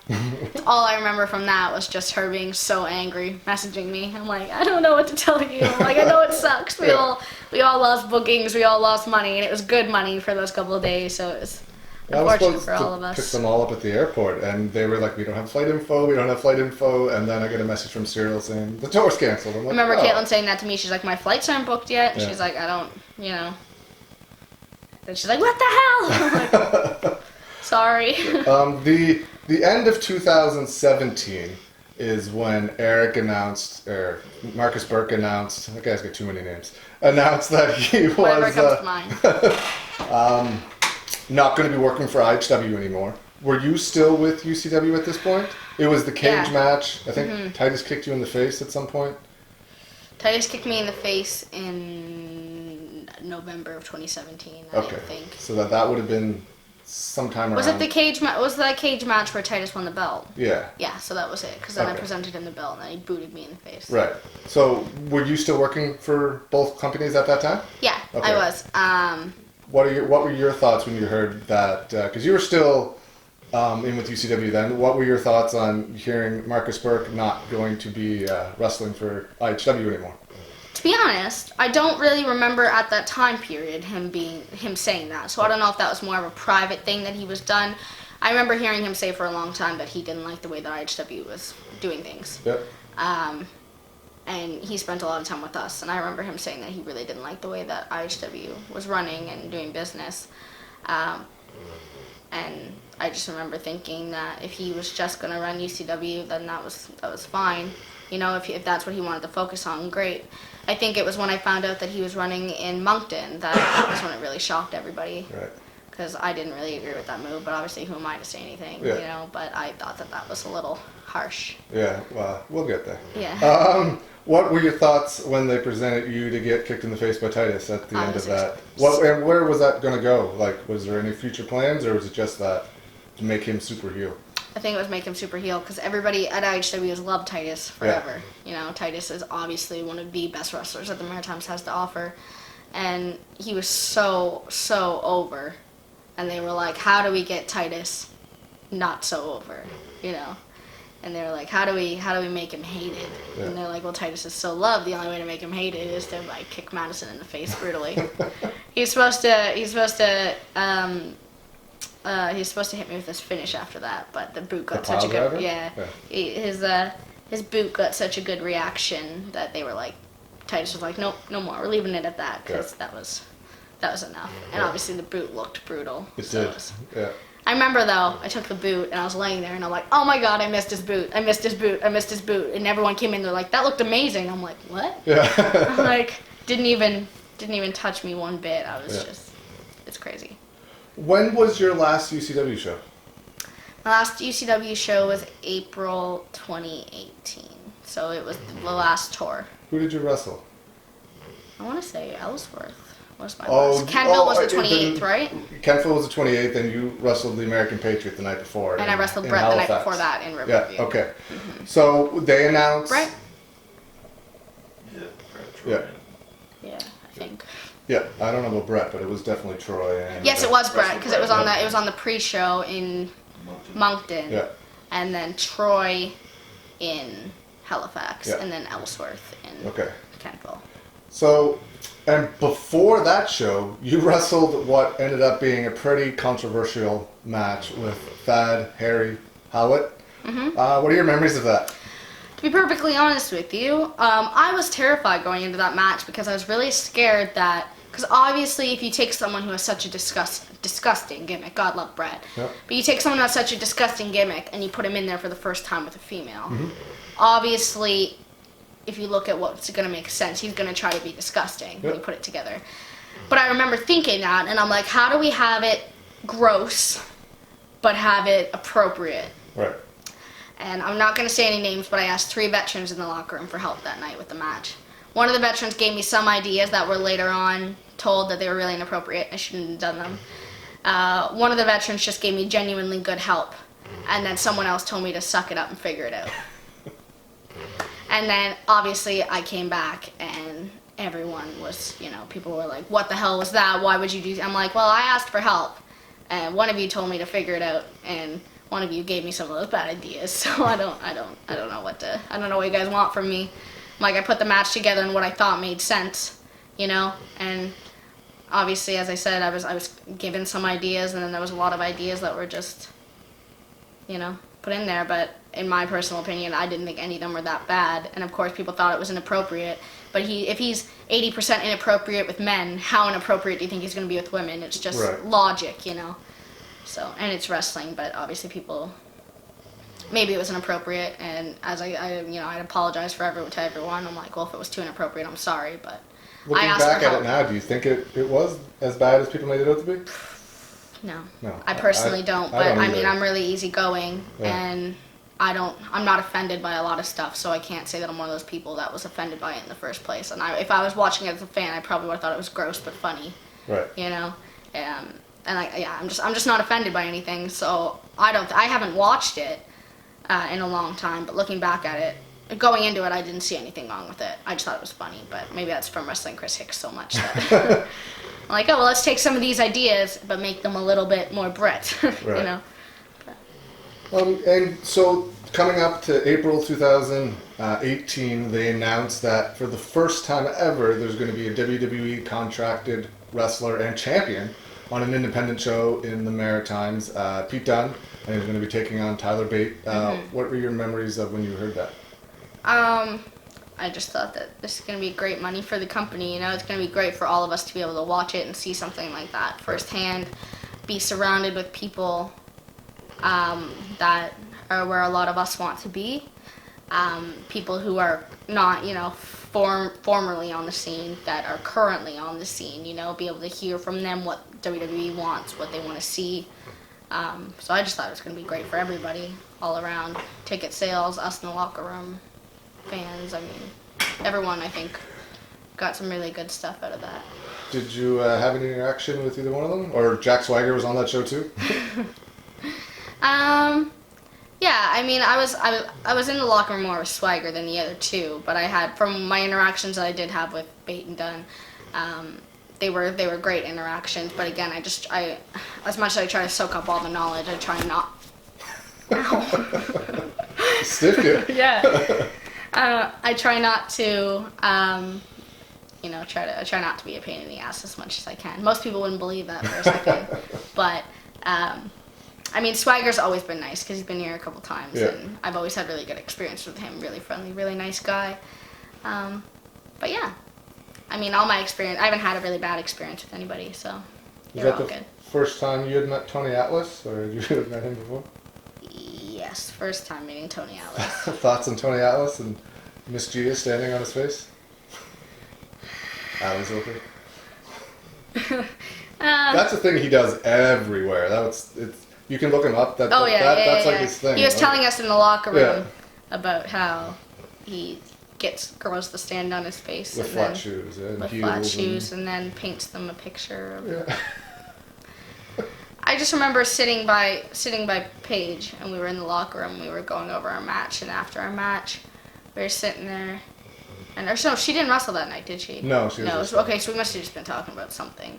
And I remember Tony looks at me and he's like, "Girl, you look like you'd be a good photographer." And I'm like, maybe. And he looks at Paige, he's like, "Yo, girl," he's like, "Do you mind if I lay down on the floor and you just stand on my face?" And she looks at me and she's like, and I'm like, and she's like, "I guess." you know, and he literally laid down on the floor in the middle of the locker room, everybody there. Yeah. And she was like, what do you want me to do? He's like, just put your foot right here, like shoe on and everything. And she just stood on his face, and we have a photo of her, like one leg up in the air, the other They leg posted it on the Facebook page. Yeah. It's quite interesting. Friendly guy, Yeah. nice enough, but interesting human once again. You worked or wrestled the American Patriot that night. Thoughts on that match? And there's about 800 people there for that show. Not quite as big as the year before, but still a really good number. Your thoughts on wrestling the American Patriot? I've always had a great time wrestling with him. I trained with him a couple times, not very often, but he's always been really good to me. I always know when I'm working with him that, you know, he's going to take care of me. The first time I wrestled him, we had a really good match. That second match, I wasn't as fond of. I know that night where it was my second last show. Did you know at this point it was your second last show? Yeah? Okay. I remember them. See, I feel like there was multiple different things. I could be wrong, but I feel like there was different things coming from different parties in this story. But I remember after the match, I got a lot of heat because I didn't get any offense in the match. But obviously, when it came to planning the match, when I'm planning it with a veteran, I have no say. You know, I'm just going to shut up and do what I'm told. But I remember that it wasn't exactly what they wanted, and they were like, why didn't you? I mean, I probably should have fought back more. But I know that they weren't overly happy with the match from what I heard. But yeah, I mean, that's, you know, aside from that, I've always had a really good time with Troy, and I really appreciate him and his wrestling and everything that he's helped me with. So you just said you had already known that you were leaving UCW at this point. Why? When was the decision made? Why was the decision made? Well, there's tons of different variations of the stories out there there, but I don't think yours has really ever been. You made a video about it, but I did. I made a video purely for the fans because even to this day, I still get inboxes of people asking where I am and when I'm coming back. Yeah, and the first, we can hear your story after, but the first show you didn't do, there was a VIP match with Jasmine and Ann, and this is, or Lila Dare. This is nothing against either one of them. Yeah. They were just happened to be the two girls that were in the ring. I remember talking, I can't remember who I was talking to before, but telling them how much you were going to be missed as a draw and a figure on the show. And they were like, no, she won't be. I'm like, I'm positive she will. Went out to film the VIP portion of the show. A whole bunch of kids in the crowd said, who are these girls? We want Maddison. And I would have said, told you, but I was by myself. So I said it quietly. My dad was there too. Yeah. I remember he came home and he's like, yeah, so look at this. You were absolutely missed and still are. But why did you leave? Why was the decision made? Who made it? Leaving wasn't my choice, first of all, which is there's a million variations to this story. To start off, I think it's really unfortunate because everything that happened, I feel, ended up losing me a lot of friends. People that I thought kind of knew who I was as a wrestler and as a human turned out to not really exactly be that way, I guess. Only because there's so many different variations of what I've heard of the reasons why I was let go. In March, I was told that that everyone was going their separate ways, and I remember I was told that anyone who was working for IHW in Moncton wasn't allowed to work for UCW in Moncton, which is fine. So I had pitched the idea of, well, what if I worked for IHW in Moncton and UCW everywhere else? And at the time, I was still told that I was going to be used in Halifax, which is great. A lot of people, I'm sure, who are in the crowd know this, but obviously Halifax, my grandparents are really old, and Halifax is the only place that my family gets to see me wrestle. And that was my main concern because my grandparents, I'm one of the only grandchildren who's actually around, so that's something that meant a lot to them. So at the time I was like, awesome, great, that's fine.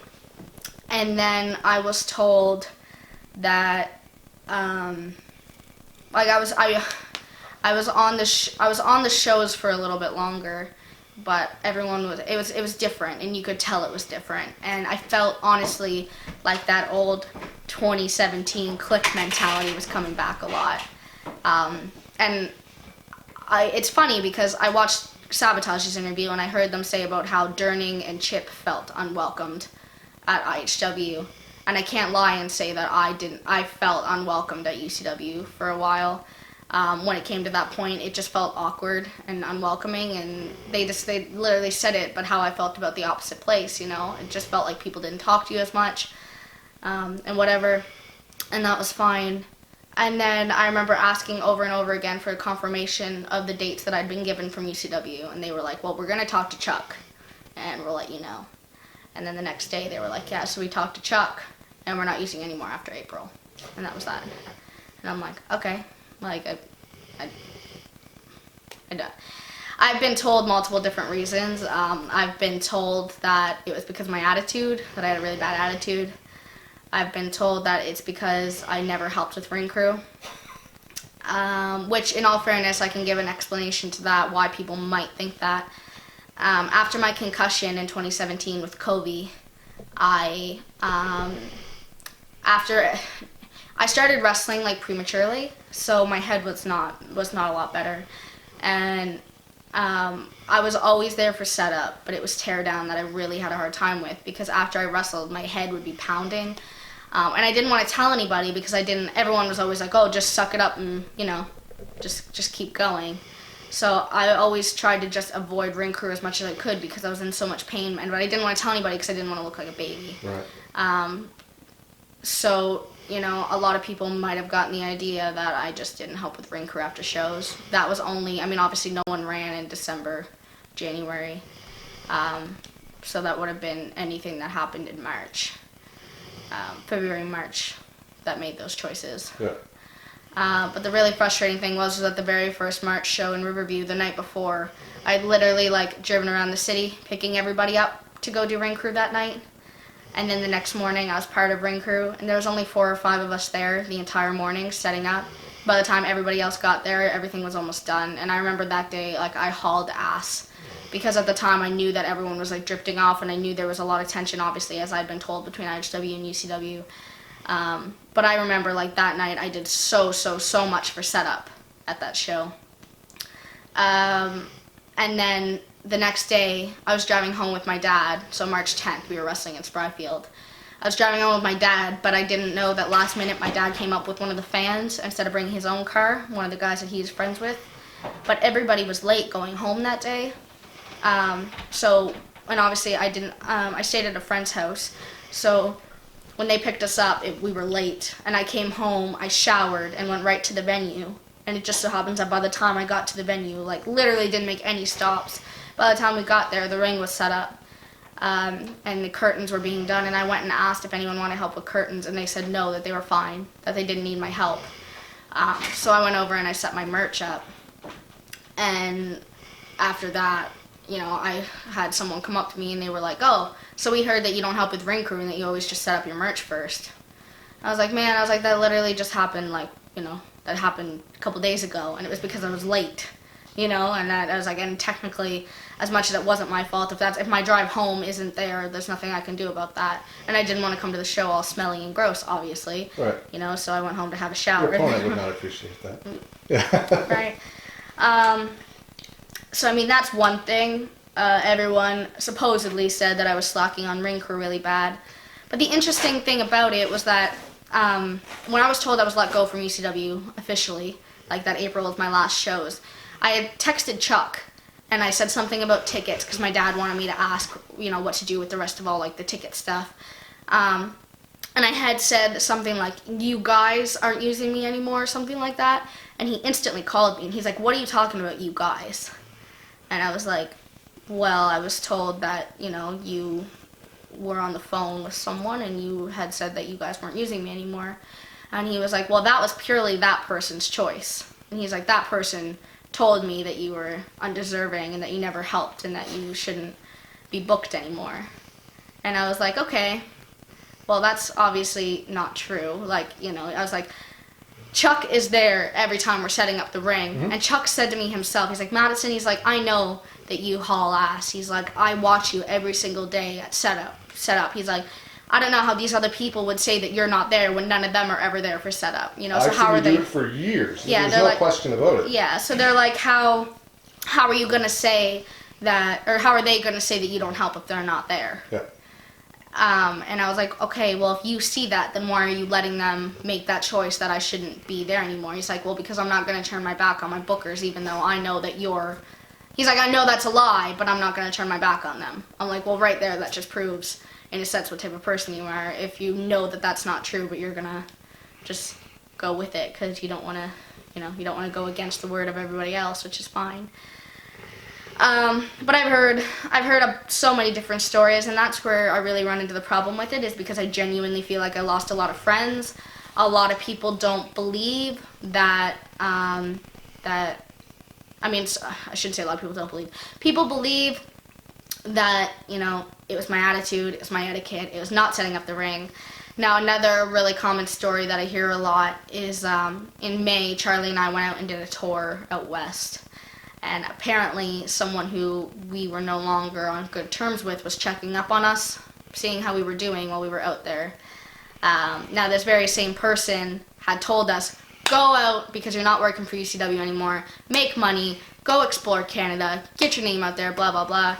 We went out there, and then people were messaging me telling me that person was talking shit about us for going out there and saying how we were working for no money. And, and I'm like, and that right there is a problem when promoters tell you, well, we're not booking you anymore, but go get experience elsewhere. And then you go get experience elsewhere, and they just run your name through the mud, and it's like, well, why, And then, so that person was checking up on us on tour while we were out there. And basically what he was supposedly told was that we never helped, or we always set up our merch before the ring was one of them. The second thing he was told was that Charlie was really difficult to work with. And the third thing that he was told was that Charlie wouldn't job out to anybody, and he was making a fuss about it. Anybody who knows Charlie, any professional wrestler, any professional wrestler watching this that knows Charlie, you all know that that's not true. Yeah. And it really hurts me, the fact that people believe a lot of that stuff, and a lot of my friends believed it, and a lot of people are... I literally, no joke, had someone message me and go, oh my god, you guys didn't help with the ring and Charlie wouldn't job out to people? Like, do you actually believe that? Yeah. Do you honest to God believe that?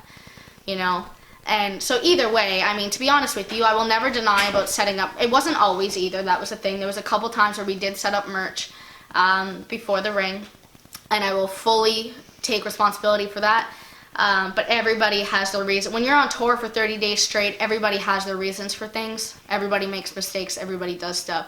But to say that we did that every single night and that we had horrible attitudes, that's just not fair. And to be perfectly honest, we've both been asked to go back on those tours twice since then. So clearly, if we were that bad, then that's not all that true, Mm-hmm. And as I said, the whole Charlie thing, I'm like, why bring Charlie into this? Like, we all, everybody has drama with me, but there's no need to say that Charlie puts up a fuss about who he's wrestling, because anyone who knows him knows that that's the farthest. Charlie hates the drama, which is really unfortunate for him to have me as a girlfriend. Because, I swear I don't love the drama. I think it loves me, though. Yeah. But no, so... a lot of people believe that story, and that's the main story that everyone was told, was that the reason why UCW let us go was because we were making a bad name for the Maritimes by going out west and putting up a fuss of who we were wrestling, and putting up a fuss that we were not winning our matches, and that we never helped with ring crew, and that we would always set up our merch and then not help ever. Now, the problem with that story is that I was told March 22nd that I was no longer working with UCW anymore, but that tour never happened until May. So anyone who believes that story, that's obviously just not it. Now, I think one of the biggest problems is that I think all of this is one big miscommunication, and wrestlers aren't willing to talk to each other because of this line in the sand, and I think people are genuinely afraid. And to be honest with you, recently it actually hasn't been so bad, because I think especially these shoot interviews, I think are really helping. Because everyone's getting to share their version of the story. But I think in the end, because obviously everyone gets a different variation of it, and some people's are so similar, and some people are, completely opposite. Not so much. Yeah. But I think there's one common denominator in all of it, which is fine. But it really hurt me as a person to think that a lot of the people I trusted in wrestling, believed a lot of this stuff that was going on. And then obviously the fact that the fans were so brought into it. I only made that video message because I was getting so many messages from people asking me where I was. Yeah. And you know, I don't know. It's a really touchy topic, I guess. Yeah. And then something else that I found really, really interesting about the whole situation was when I first found out that I was let go from UCW, and then Chuck had said to me, well, now anybody working with UCW isn't going to be working with IHW. Now, I don't know if he meant specifically in Moncton or anywhere else, but then he said to me that Durning and Titus had signed exclusive contracts with UCW. That's what Chuck was told. And I was like, well, Chuck, I'm like, I was in the car completely oblivious to the fact of what I was saying, but I was like, that's not true because they're booked on the next 2 IHW shows. And Chuck was like, what do you mean? I was told that they were going to be exclusive to us. And I was like, I don't know. I was like, I just shared the poster 5 minutes ago that they're both on. And Chuck had said to me, well, that's not fair. He's like, why are you getting let go from UCW because of this whole exclusive thing, but other people aren't? And I was like, I think maybe you should tell me that because you're the owner of the promotion who's making these choices. Yeah. Exactly. So personally, I mean, I've heard from Chuck firsthand, which of course not everyone's going to believe. Everyone's going to say, oh, she's lying, blah, blah, blah. I'm probably going to message after this telling me how horrible I am. But anybody who thinks that there's been no talk of exclusivity and people have been, given that choice, it's not a thing. It's very much true. And, not many people are going to take my word for it, but it's what it is, I suppose.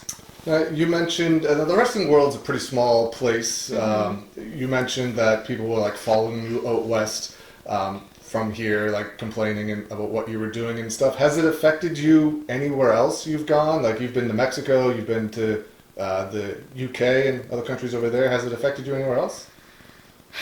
Funny enough, because I guess that you can't take it from, what you hear from people. But I remember Chuck was one of the very first people who told me about the fact that other promotions weren't using me anymore, so why should he? And one of those first promotions was NSPW. And I've been told from multiple people that it's not true, but I don't know why Chuck would go out of his way to tell me that NSPW wasn't using me anymore. But Chuck was apparently told that because NSPW is not using me because I don't deserve it and I don't try hard, that Chuck shouldn't either. Again, whether that's true or not, I don't know, but obviously if not, then Chuck's a pretty good liar, yeah. So that's one thing, which I don't know if it really is, but I might have potentially lost NSPW bookings because, they were pushing me up there as their strong female for a while, and they left me off on a note with supposed to have a match with someone, and then all of a sudden I just didn't. I know I had to cancel it on one booking because I was offered that tour, but I was supposed to go back, and they never asked me to go back, which is fine. But then you said about the UK and stuff, and I've been told by 2 different sources and people themselves that there's someone from UCW calling overseas telling people not to use me anymore, not to use Charlie anymore because of our actions back home and that we don't try and that we're not helpful. So it's quite frustrating to think that somebody has that much time on their hands that they feel the need to call around the world or message around the world and tell them that we're not worthy of being there. And that's where I really can't stand in professional wrestling sometimes, how small of a world it is, because we all make mistakes, we all fuck up, we all do things that we shouldn't, but the reality is that in this case, maybe I have made some mistakes and maybe I have had a poor attitude, but that's no excuse as to why I can't fix that and make that better. And just because I've had a bad experience with UCW, I don't think is any reason as to why I shouldn't be given an opportunity somewhere else to make it up. There's no reason why anyone around the world should be concerned that, someone at UCW and I had a fallout, and that's really unfortunate. Right. And I don't think that's fair at all. No, you can't treat people based on other people. I treat people for how they treat me. 100%. You might not get along with somebody, but that doesn't mean I have to not like them, and vice versa, right? Yeah. You treat people how they treat you. That's how I look at it. Yeah. It's very strange. Look at your opinion with Devin Chittick. I've always respected you for that, yeah. In all honesty. He gave me so many opportunities back in the day. Mm-hmm. Most of my friends I had through the last 17, 18 years came originally starting Yeah. from there, because I wouldn't have met Mike, I wouldn't have met Pete. Like Yeah. my two best men at my wedding, I met because of Devin giving me those opportunities early on, right? Yeah. I have no issue with Devin either. He's been fantastic to me. But and I don't know his stories, and I don't need to know his stories because I don't care enough to know him. Right. But he's By been all, good to me. yeah. So. I mean, by all means, I've definitely had some bad experiences with Devin Well, Chick. so have I. Like, we've never always gotten along, but we've been able to work out our issues like people. Like, it's not, like humans. As a boss, Devin, in the beginning, was not... He's very helpful to me. And then when it got to the point where I started to be more independent, that's where it got a little rough. But now I work for him, and I have absolutely no problem working for him, because why shouldn't I work for him, you know? It's 100%. I remember 15 minutes from where I live. It's great money, and I always feel really comfortable with the crew when I get there, so... I remember the very first time you worked for him, it was in like Liverpool or somewhere, and I was like, Devin, how come Maddison isn't on the show? She's wrestling now. He's like, what do you mean? I'm like, I'm sure people will probably drive to see her. Yeah. And he was like, well, I don't have a way to get in contact with her. So I like put you in contact with him. 6 seconds later, you were booked on the show. Like, it's not hard, you know? No, like, he's not a hard person to work with. It's just personal level, but I mean, personal and business are two separate things. So what are your thoughts on the whole you can't work here, you can't work there thing? Like, it's affected you around here greatly. Like, so what are your thoughts on the whole thing? Does it make sense? Does it not make sense? I have always hated it. I understand why people running in the same building with the exact same roster isn't ideal, but I don't think it should have ever got to that point in the first place.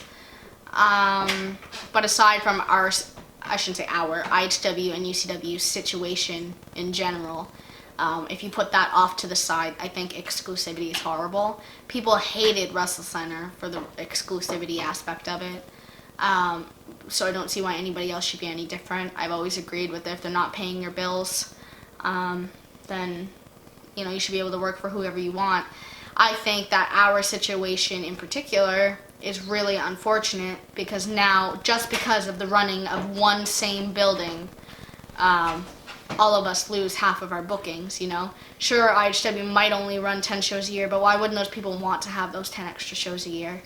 Everyone obviously has such a different opinion, but I think that it just hurts us more than anything. The Maritimes is such a small place, and every time there's exclusivity and people aren't working together, it just hurts us.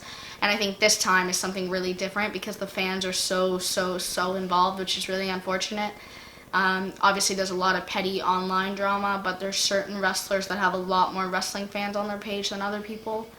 I don't know. As for the exclusivity question itself, I don't think it's a good thing at all, especially when you live in such a small territory like this one. I would get it if we were in Ontario with multiple companies oversaturated anyway, but we're not. We're a really small place with the same 60 wrestlers.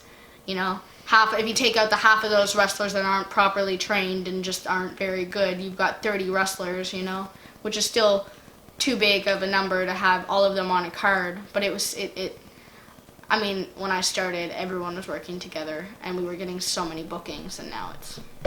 Everyone at ECW, obviously, they all say, that ECW runs so much more a year, but I think in the end it would still even out to a lot more. Right. Do you think if you took maybe the top 10 or top 12 guys or girls from the area and... you don't have to say girls, don't worry. Okay.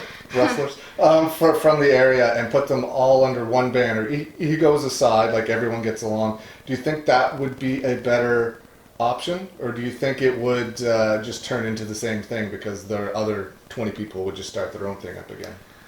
Do you think you could back in the day, Grand Prix ran full-time here, Real Action ran full-time here, do you think if you took the top 10 or 12 guys that are here right now, could you do that again?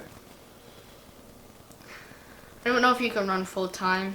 I don't see that being a realistic option anymore because things just aren't the way that they once were. Obviously, back when Grand Prix was running, so I think the media is what really killed wrestling in the Maritimes, clearly. Obviously, it's good for so many things, and having people like you and my dad who film so many videos is great. But I think that when you...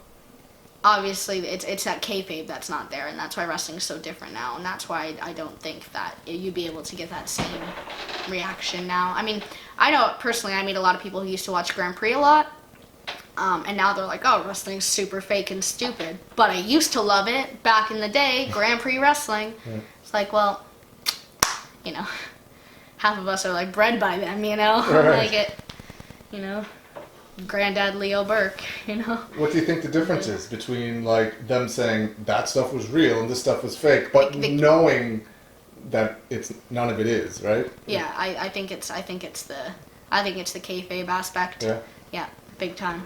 Because people back then obviously believed it so hardcore, Yeah. you know? Yeah. And now it's like, oh my god, we're so into the show, and then 5 minutes after the show's over, everyone's outside, you Right. know, and everyone's talking to their favorite heels, and it's, I mean, I'm no good for that either, but it's just how it is now. It's not Right. anyone's fault. It's just the fact that that's how it is.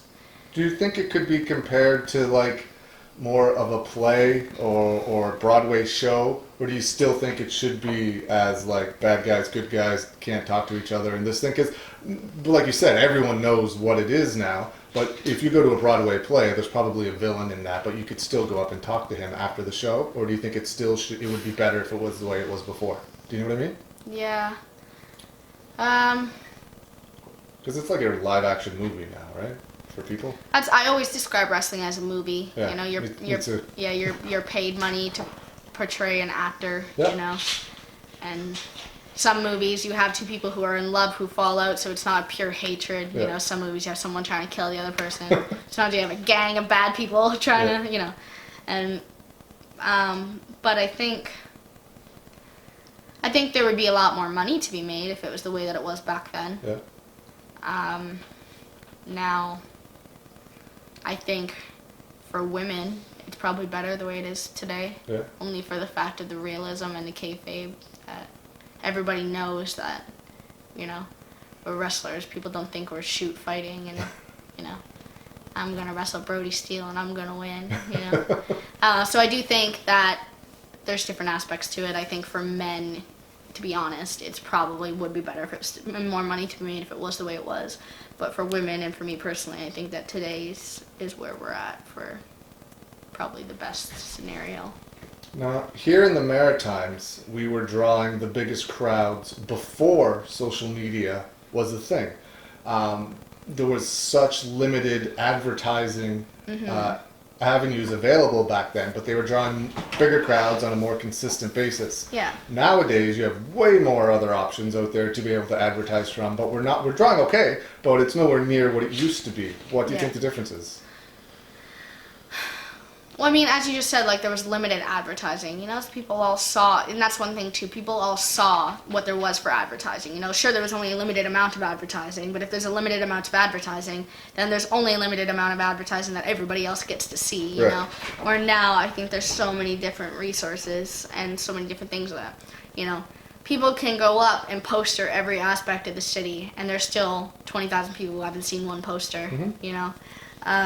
Same thing with the radio. You can do all the radio advertising, but there's still those 50,000 people that listen to the other 6 stations. Yep. I don't know. I'm a very strong believer that kayfabe has a lot to do with it, because people just aren't as into wrestling anymore, and people just still don't know that it exists. How do you get them back?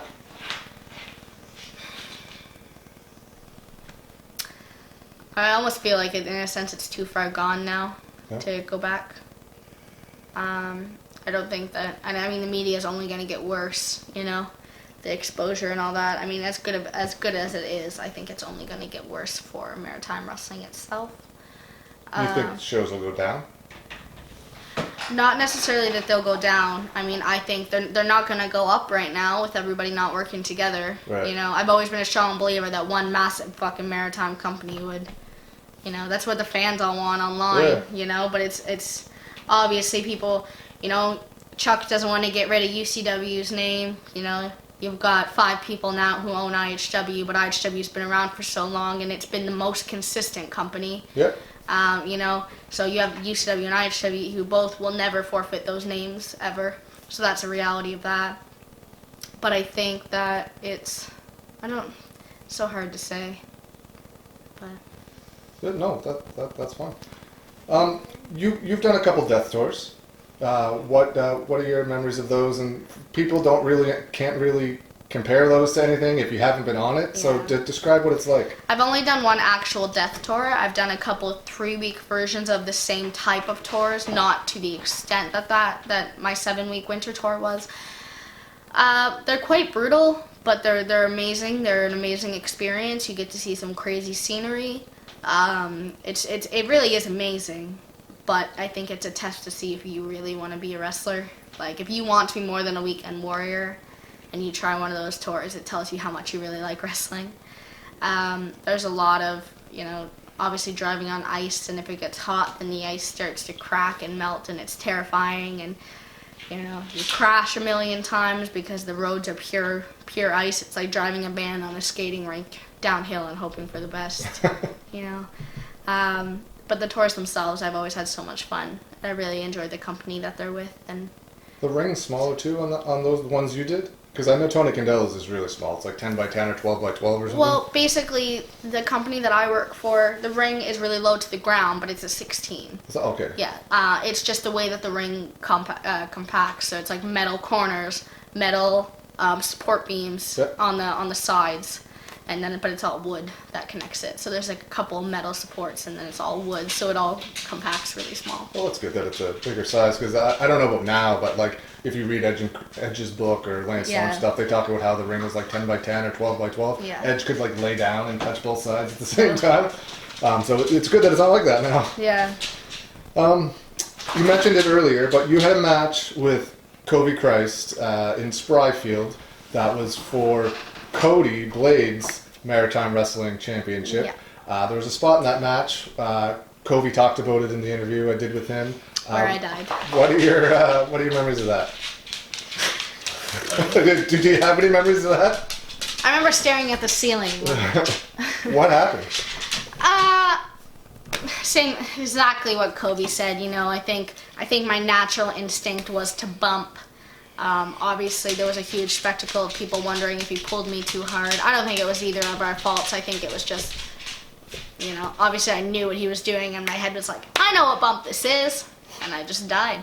I remember, it's funny, because I remember laying on the ground, and I remember hearing Squishy and Kobe be like, Kobe just totally broke character when you watch the video. It's so funny. Yeah. But, he's like, are you okay? Are you okay? Are you okay? And like, when Squishy was asking me, I guess I didn't respond for like the first 3 times that he asked if I was okay. So they were genuinely like terrified that I wasn't okay. Yep. But I remember taking the bump, and when I look back at the video, I was actually facing the opposite direction than what I remember facing. Oh, wow. So yeah. I thought that I was facing towards, I thought I was facing this way, but actually, it's really weird. But I was fine. I finished the match. During the match, I didn't think anything of it. That match was all it was all set up. I wasn't really crying, obviously. We got back, and I was fine. Everything was great. And then after the show, we were driving to the liquor store, but the only thing open was, I had a car full of New Brunswick guys. The only thing open was the drive-thru, but obviously I was underage. Yeah. So when we got close, I got in the back seat so that everyone else could buy their liquor. And as I stood up out of the car, I lost it. I got so dizzy and nauseous instantly. And I was like, oh man, I feel really bad. And I was in the back seat with Chip Chambers, and he was like, I think you have a concussion. Yeah. But I was shaking, and I'm like, I don't know, I just feel so horrible.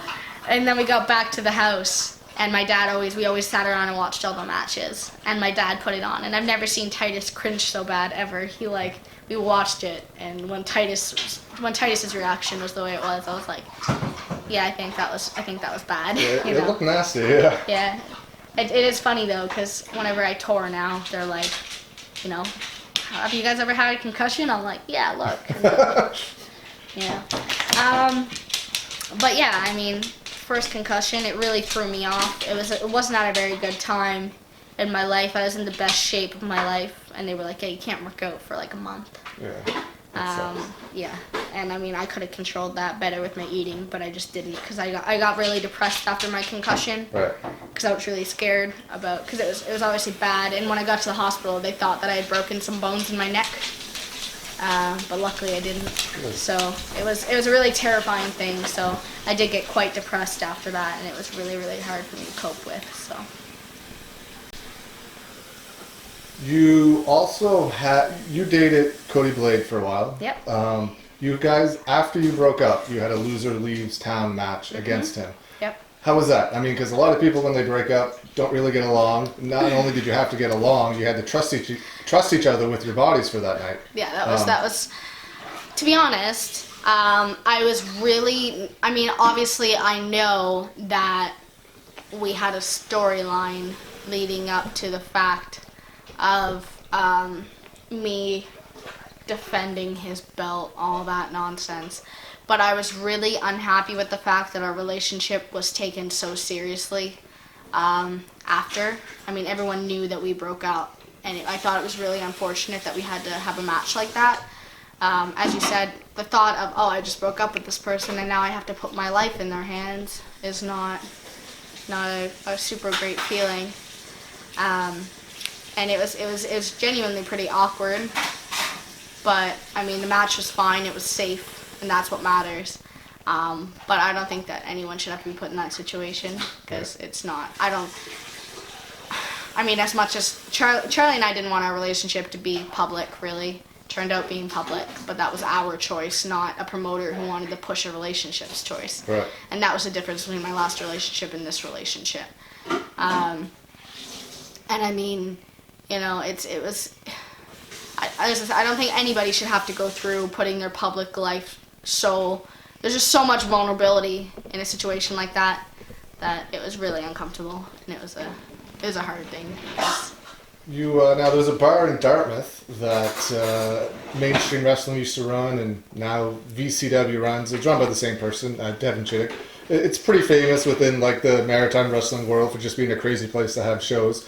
You did a show there last year. You wrestled Ali Zwicker. Mm-hmm. What are your memories of wrestling at Dave Doolittle's? I don't think it's Dave Doolittle's anymore. Just Doolittle Sports Bar and Grill. It's not Dave Doolittle's anymore? He doesn't own it. It still might be called Dave Doolittle's, but I don't think Dave owns it anymore. Oh, okay. Good to know. Yeah. Either way, it's Doolittle's. Yeah, still Doolittle's. Yeah. I had a great time. Yeah. I think I was still face back then. You were, and the crowd just was super into it. The matches before us were still good, but obviously seeing two girls, like, that was one of our better matches as well. So watching two girls like beat the shit out of each other, I know they enjoyed it. Yeah. But I had a lot of fun during that match. As I said, like, working with them at Doolittle's was a great experience for me. The crew treated me great. I had a good match with Paige. And, I mean, the crowd liked it, so I had a great night. I think it was pretty cool to wrestle in that legendary place. Like, I remember as a kid, when I was like 11 or 12, I'd be in the bar for one night, and when they would go around kicking people out, like, I would hide. And then, like, I'd stay for as long as I could during the show. Right. And obviously they would eventually find me, or my granddad would come pick me up. But until then, I'd, like, stay hidden so I could watch the matches. I'd sit on that wall there so I could just peek over the wall. Yeah. It's such a, when you think about it, the amount of people that have wrestled there over the years, it's crazy. It's just like a bar in like Dartmouth, you know? Well, I think it's really funny too. I noticed in a couple of your other interviews saying how many of us are in the same room at the same time and don't notice it. Yeah. And like, that, like I said, that show Kobe always talks about, yeah. you know, in 2014, I was in the front row and he says about how bad it was. And in the matches, you can just see me sitting there and I'm like, what is happening, you know? And it's funny when you look back at different situations. Yeah, I see your dad in a lot of the old videos when I go back and watch. I don't remember him like being there because I didn't know him at the time. Yeah. But I'll go back and I'll see pictures or videos. I'm like, that's Mike in the front row with a "Use My Boot" sign or something along those lines, right? Yeah. Or God love my dad, man. He's done so much. I've grown such an appreciation for him. And, yeah. I mean, I've always appreciated him, but in the last year, especially with not being home a lot, like, you learn to be a lot more appreciative of it. I realize how many times, like, me and my dad have set up a ring so many times, just the two of us, you know, and that's not even when the ring was set up at our house. That was when, you know, at shows, when I'd be the first person there and the only person there, and it'd be me and Dad just setting up a ring over and over again, you know. Dad doesn't have to help with that stuff. He's a parent. Right. You know, no one else's parents come to the show and help us set up, you know. He didn't have to do that, but he just loved it so much. And I think obviously when I stopped being booked with UCW as well, my dad still went, and people were like, don't you find it hard that your dad's going? I'm like, absolutely not. Yeah. Like, I would never ever take any of that away from my dad. All the stuff that he's done for me, you know, just because I'm not booked with someone anymore doesn't, for anybody wondering too, it's a good thing. You know, just because I'm not booked there anymore doesn't mean that my dad should have to lose something that he loves, Right, you know. 100%. He can't always travel to New Brunswick because he works, you know, but every second that he's not working, he's at every other show. Yep. Just because I'm not there shouldn't Yep. justify why he can't be. And I know at one show he was asked to actually leave ringside. Yeah, that because was so weird. Chuck supposedly told him he had to, which isn't also true. 'Cause we always talk between the matches and stuff, and sometimes there's not that much time, so we don't have a lot of time. But then there was a break between one of the matches, and I went over to say something to him, and I'm like, where did he go? Where did he go? Like, maybe he went to the bathroom or something, but then I realized he's not coming back. And then I saw him, like, standing in the crowd filming, and like, so I went over and talked to him after. I'm like, that was so strange. That was one thing that really pissed me off, because you can fuck with me all you want. You can take my bookings. You can call other places. You can tell them not to book me. You can run my name through the mud, but don't fuck with my dad because the heat that you have with me. That's not okay. It was messed up. You know? My dad has, and I mean especially my dad, we brought in over $15,000 worth of money to UCW for tickets and all that stuff, you know, and it just breaks my heart to think that anyone would remotely feel the need to take that out on my dad, because that's not fair and that's not cool. Not at all. He does as much work as just about anyone else. Yeah. Like, for sure, he works super hard. He's stuff a he doesn't very- have to do. Yeah, I mean, by all means, you know, it's not like he's a wrestler, but he's someone who is underappreciated for a lot of the stuff that he does. And I'm bad for underappreciating him as well sometimes, but, you know, that was one thing that really, really bothered me. Yeah, no, He doesn't deserve that. I love having him there. I mean, having him, he's fun to talk to, and it's always the second camera because you never know what's going to happen. And stuff I'm not at, I still want to watch. He's usually at, so I still get to see it, right? Yeah. So, and it's not even just that, you know, between like the filming, but he's willing to go out of his way for anybody. Yeah, 100%. You know, and he always has been, always. Driving people to shows that Dad wasn't even planning on going to, you know, I can't get over. That man means the world to me, and it breaks my heart to think that a lot of what has been going on with me in the last year has supposedly been taken out on him, and that's not. Yeah, that's. I thought that was crazy. Like, I didn't get that at all. Yeah. In September of 2017, Maddison Miles shocked the world, turned on her fans. How dare you? Where did that idea come from, and what are your thoughts of turning heel? Well, in reality, I mean, the idea, the whole time, really, there was no way, I guess, when I started wrestling that they could have me as a heel, because it just didn't make sense. When it came to me and Ali's Wicker wrestling, I had more experience, so I probably should have been in the position of the heel, but again, it never made sense. So they've wanted to turn me heel for a while, but they couldn't turn me heel until there was another babyface girl to really rely on. That wasn't Paige, because both of us had started out around the same time. So we needed something that made more sense. So now obviously you have Jasmine, you have Lila Dare, and you have Chantel. And obviously you have Chantel and Lila Dare now as coming up baby faces, and in reality they need heels, females, to be able to lead matches and carry the girls and make sure that everybody gets through okay. And that's pretty much where the idea came from, because they needed something new and fresh with the women, so gonna kill them. What are your thoughts on, like, the fans' reaction to you turning heel? The kids, mostly. Oh man, that was like, there's 3 crying, like bawling kids in the audience that night. It's just made it better, but I mean, the fans, like, I love it so far. I love working heel. I love every aspect of it. I love just being able to be more aggressive and just I've worked with Chantel a couple times, and she's my favorite person to work with right now on the maritime scene. She's a good little fighter, so it's fun. But like being able to go in there and be in control of matches rather than, I mean, obviously as a heel you're more in control, so that's where I really enjoy that aspect. And then I think the fans, from what I've had so far anyway, they've been really into it, and it's been really good. So I'm just hoping that this new year brings some good stuff. You've been to the UK twice now? Yeah.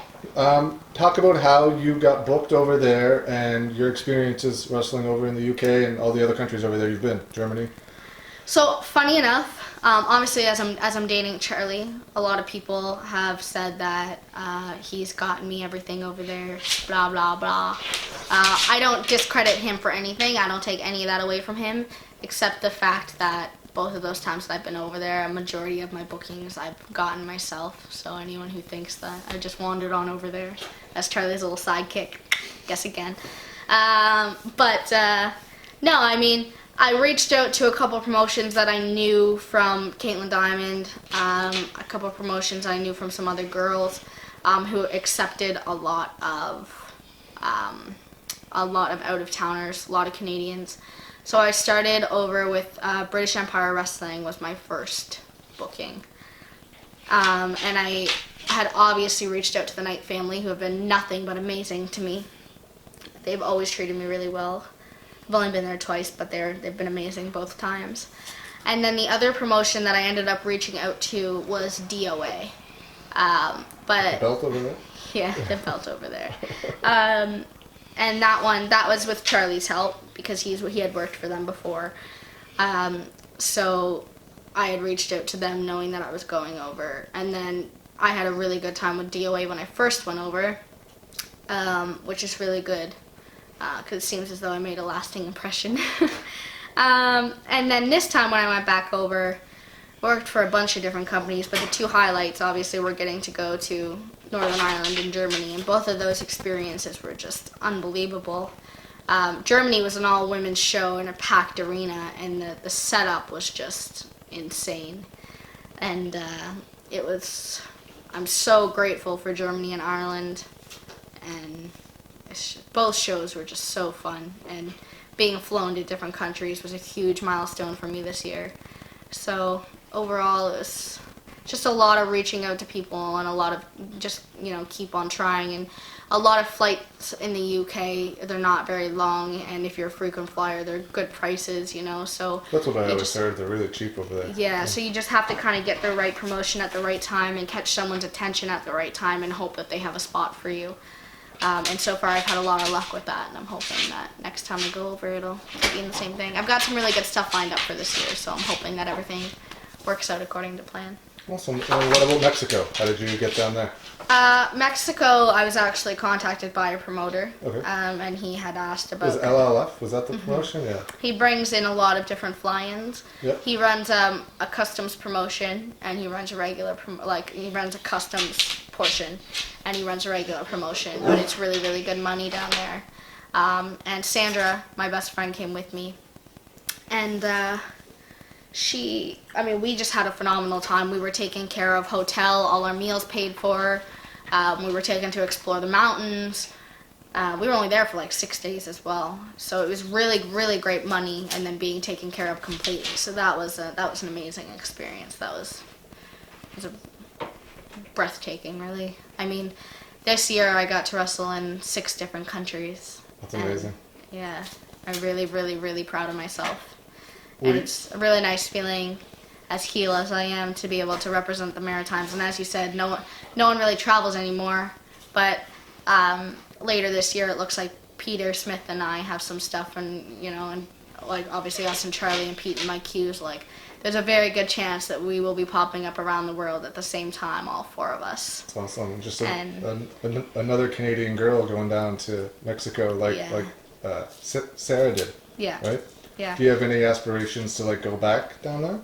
I do. We're actually in the process. I was supposed to go back in March, but there was a complication with the date of their show. So we're just working on figuring out the new date, and then after that, hopefully, things work out again. How did you adapt to the different style of wrestling down there? It's the other side, right? Yeah, I mean, obviously the customs weren't bad, but it was that one, 12-minute match that was the hardest part of my trip to Mexico, obviously.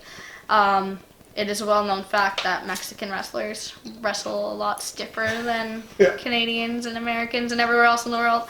And they work the right side, so the girls weren't overly excited to adapt. They were like, no, we work our way. And I'm like, all right, that's fine. Like, I never asked them, like, can you work my way? But they're like, we work right. They made it very, very clear.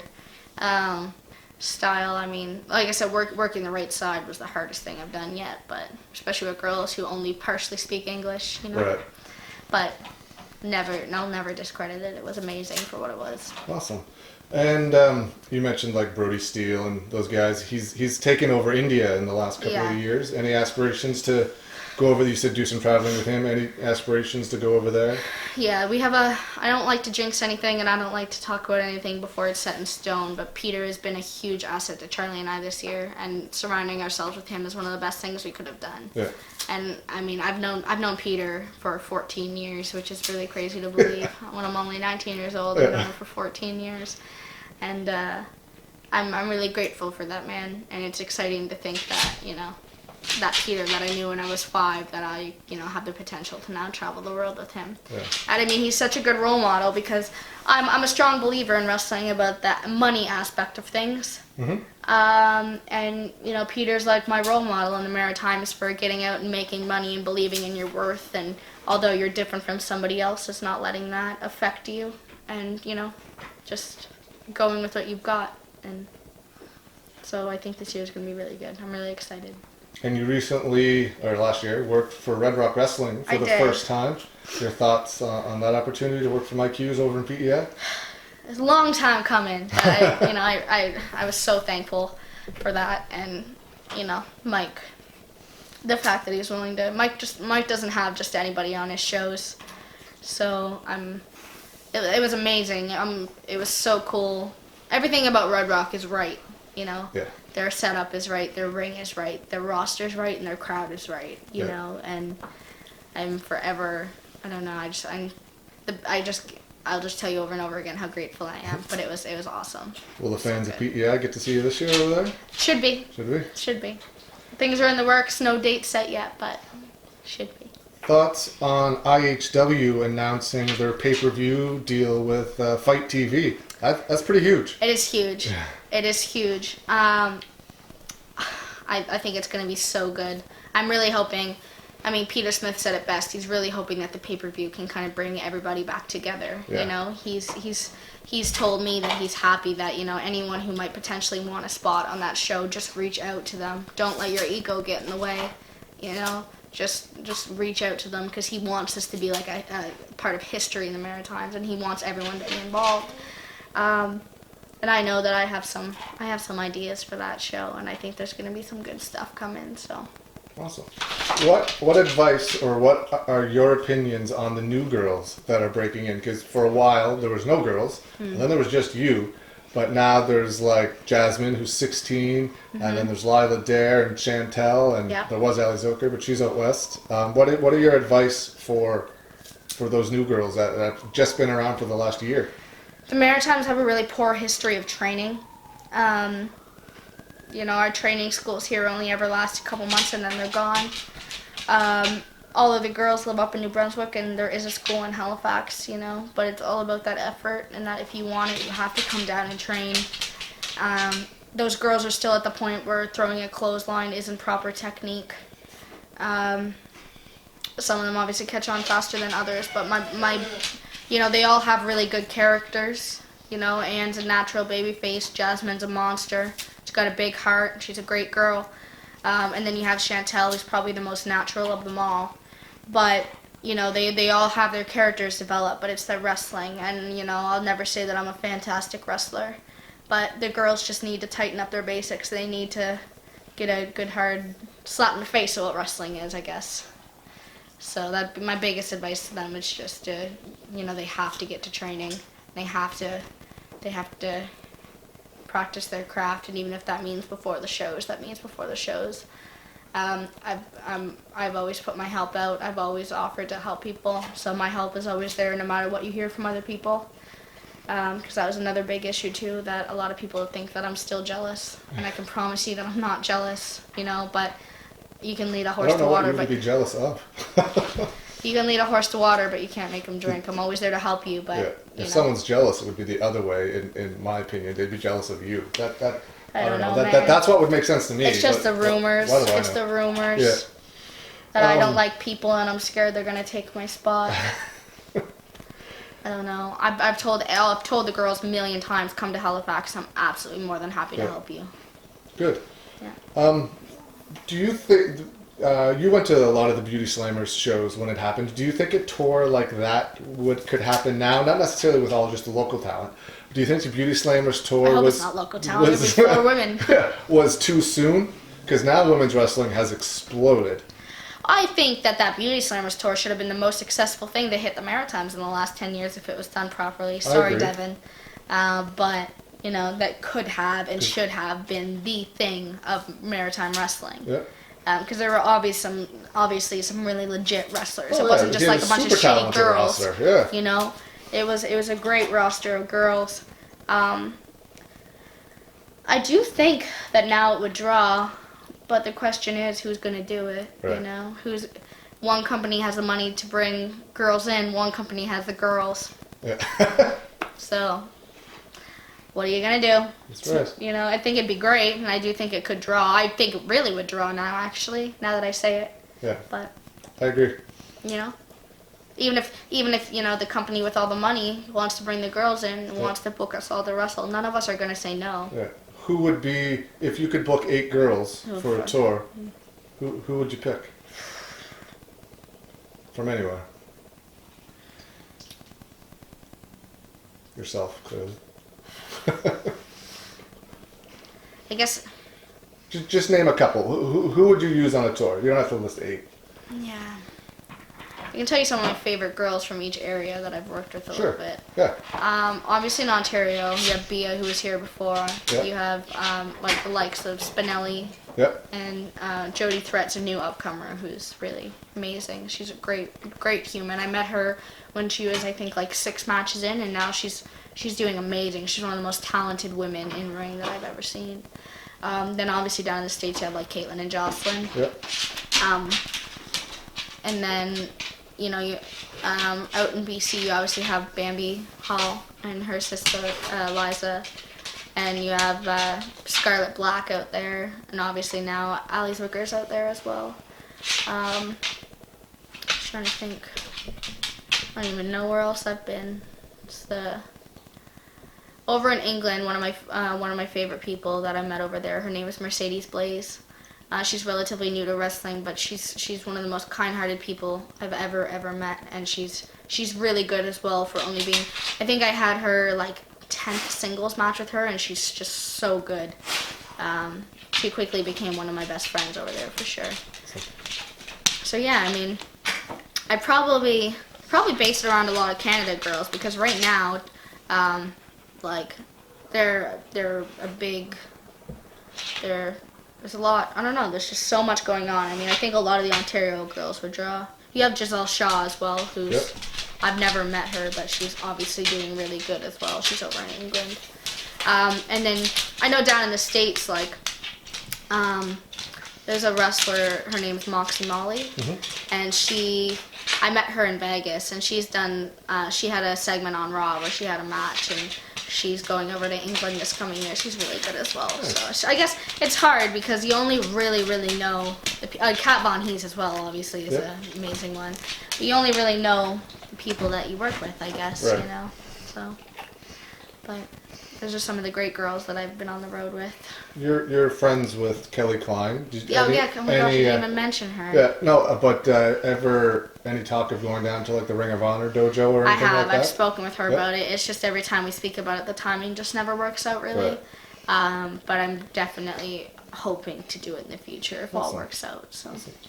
And you're somewhat of a YouTube star there with a few videos over 1 million hits, one with like 4.3 or 4.5 or something. Something like that, yeah. How does that happen? What are your thoughts on that? Oh my god, I don't know. And have you ever gotten recognized just from a video on YouTube? Like, I don't know if just from a video. It sounds really stupid of me, but I've been recognized at stores a lot. Yeah. Yeah, people I don't know. Like, it'd be different if it was the fans that I recognize. But I remember once, like, I was in a clothing store and I could hear a little girl and she's like, "Daddy, that's Maddison Miles." And I'm like, oh my god, I'm like, what's happening right now? Like, there's a little girl hiding behind a clothes rack who, like, you know, recognized me from shows. But I'm pretty good at remembering fans, and I think it's pretty cool when you don't recognize fans and they recognize you. So, yeah, that's awesome. Yeah. All right, we're going to get to some fan questions here. There's a few of The them. tough ones. Yeah, here we go. The first question's from Brody Steele. Oh no. Are you going to drink lots of amounts of beer with him in roast stock on May 11th? Yeah. Where is that for one? All right, so I guess that's thanks, Peter. Cat's out of the bag on that line. So May 11th, Charlie and I are both working in Germany with Peter, one of the biggest companies in Germany for POW. Nice. So that's one of our first big steps of the year. And yes, I will drink lots of beers with you, Peter, always. The next question is from Dave Boyce. He has two questions. Second one's for me, apparently. Question one. I don't read any of these beforehand either, so I just go. Was being the ring bell girl beside Dave Boyce at Wrestle Center the single greatest moment in your career? By far. Seriously, Dave, being ring bell girl with you is better than Mexico, England, Germany combined. Like you are the light of my life, Dave. What happened to F.U. Dave? We're gonna pretend that doesn't That exist. doesn't exist anymore? The second question is for me. Do I ever stay home? No. From Reginald Birch, Skinny Ref. Has anyone really been far even as... Man, he didn't write this right. Has anyone ever been far even as decided to use, even, go, want to do, look more like? Okay, I don't know what that's talking about. Are you on drugs? Here's what it says. Somebody else wrote, huh? Yeah. Has anyone really been far even as decided to use, even, go, want to do, look more like? Yes. Some of those are inside jokes, so I don't always get them, but that's not one. All right. This might be a call-in. Next fan question, Tyler Langell. What was your best matches in your career so far? So I'd say one of my most favorite matches I recently had in England was a War Trials match. So it was a six-man elimination. Six-man? Yeah, six-man elimination. It's my favorite, and I don't even know. A six-man elimination match, and I had so much. It's probably one of the highlights of my career. It's just so much fun. Another one of my favorites, which is highly not talked about because it's not on YouTube, listed as public, is my I Quit match with Chris Hicks. One of my favorites of all time. Jujube fight. Why is it on Pie in the public? face. Because at the time, IHW had their deal with Bell, I think, when they were doing the Community One. Okay. So we weren't allowed to post stuff on YouTube, so it's all listed on private. Oh. Now I guess I could release it. Yeah. Probably should. Get that stuff out there. Yeah. My match with Kobe was one of my favorites because Kobe really, because him and I trained together a lot, so he was, made me have a lot of faith in myself and a lot of confidence in myself, and he got me to do a lot of things that I wouldn't normally do. But it's just having someone who knows what I'm capable of and being like, Maddison, you know how to do this, so just do it. Right. Just don't pretend like you don't know. I recently had a match in Germany with Katie Harvey that was really fun. She was, it was my first time in Germany, and like people in the audience knew who I was, so they were really like interactive with the match. There was so much, they were so loud and there was so much going on, so it was a lot of fun. And then I had, like I said, Kelly Klein, those matches were always really great working with her, but the last one that really stands out to me would be me and Julian, is our face-on-face match in Riverview. And that happened last year at some point. I can't really remember, to be honest. But Julian was another one, just like Kobe, who really Julian had the most interesting psychology, and it was the hardest to follow because I'm not really great at face-on-face, but Julian was another one who just brought it out of me and what I can do. Yeah. And working with him was one of the most amazing things I've ever done. This one's from Troy Kenson? Yeah. Kenson? With AEW being the new thing, if you were offered an opportunity to go to any promotion between AEW, NXT, Impact, or ROH, which would you choose and why? To be honest with you, I'd probably have to go... See, it's hard because I guess I would say NXT because I think they would be the best for exposure, getting your name out there, getting those extra training basics, having them obviously being a part of NXT is like a full-time thing, you know, you're consistently training weights and in ring. I feel like my gut would have to say going with WWE NXT. I guess it just depends because I guess it's changed the situation if you're going to be in NXT developmental forever, you know, or you're going to be quickly moved up. I guess it just depends. But. Daphne Doucette, who is your biggest fan from wrestling? Daphne Doucette. Oh man, that's a hard question. Who's my biggest fan? My mommy, definitely my mommy. Or my dad. It's honestly probably my dad. My mom hates wrestling secretly. Don't tell her. But yeah, my dad is. She hates it because you do it, or she? Oh, it's funny because. Or just in general. My dad used to take me to all the shows as a kid, and my mom would come with us so that she could spend time with us. And when I turned 14, she's like, "Screw it, no more wrestling. I'm done." Yeah. I was like, "Mom, I'm starting training in like 6 months," and she's like, "Are you kidding me? Should now I have to go to wrestling all over again?" She loves it every time she's there, but she'll never admit it. Yeah. Justin Kinch. I actually went to high school with him. He was one of my best friends growing up. He doesn't have a question, he has a comment. He says, "Your dog is cute." Thank you. He's so fluffy. Janine Parsons. Who were you most nervous to wrestle the most?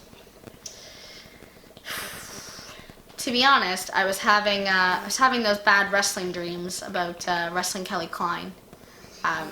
Because, I mean, I was more nervous to wrestle her than Victoria, I'd say, because obviously on ROH she had such a persona, and she was such a badass that I woke up every night like a week before having wrestling dreams that I wasn't. There's a thing in wrestling where if you're nervous to wrestle someone, you'll have a dream that either your boots aren't done up or your gear's not on or half your gear is missing. Music's playing and you're half naked. Yeah, exactly. So, you know, your music's playing, one boot's on, one boot's not, and you're like, you know, everyone's like, "What are you doing?" Or you find out that you're on next. So I'd say Kelly Klein was probably my most nerve-wracking, I'd say. I was obviously a little nervous to wrestle Victoria and Ellsworth, but I never had, like, I was never dreaming about it to the point where I was that nervous. So. Chris Glydian. Remember that time C yelled at H? It's one of my funniest moments in wrestling. That, folks, is an inside joke. But Chris, that was one of my favorite moments in wrestling. Rockstar Chris Cole. Riley Puttister. Best memory from Newfoundland. Have you wrestled in every province? I have wrestled. Yeah, okay. I've wrestled in every province. As of this year. No territories. No territories? Okay.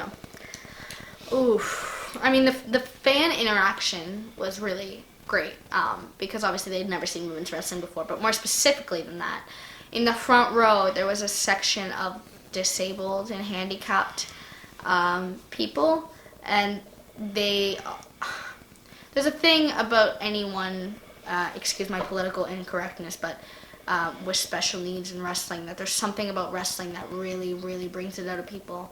And they were there was literally 2 of them in tears, you know, because they were just so happy to see a woman wrestling. And afterwards, I got a message from one of the carers, and they had said how much that experience meant to them to be able to see a woman and see somebody different do something that they all love to watch. That was probably my favorite, like, most touching moment in Newfoundland. That's awesome. Leo DeWolf, who is your top 3 female wrestlers you would like to work with from WWE, TNA, ROH, etc.? 3 people you haven't wrestled already. Yeah. Mickey James is one of them. Always loved Mickey James. When I used to go to Impact as a kid, she was always there, and she's by far one of my favorites ever. She's not so much on the big scene, but she's really popular in the UK. Her name's Aisha Raymond. She is phenomenal, and she's one of the people that I'm working towards building my name up on the indie scene over there, and she's one of my biggest goals in England to wrestle. Not so much, you know, obviously I say Mickey James and I say someone that a lot of people probably haven't heard of, but look her up because she's a badass. One more. And then one more. I've always been a big Natalia fan, but that's the Canadian girl in me. Just one of my favorites. The last one here is from Will Edstorm. Biggest lesson you learned working overseas that will help you in the business? It's a good question. It's a good question. Makes me think. Biggest lesson I've learned overseas.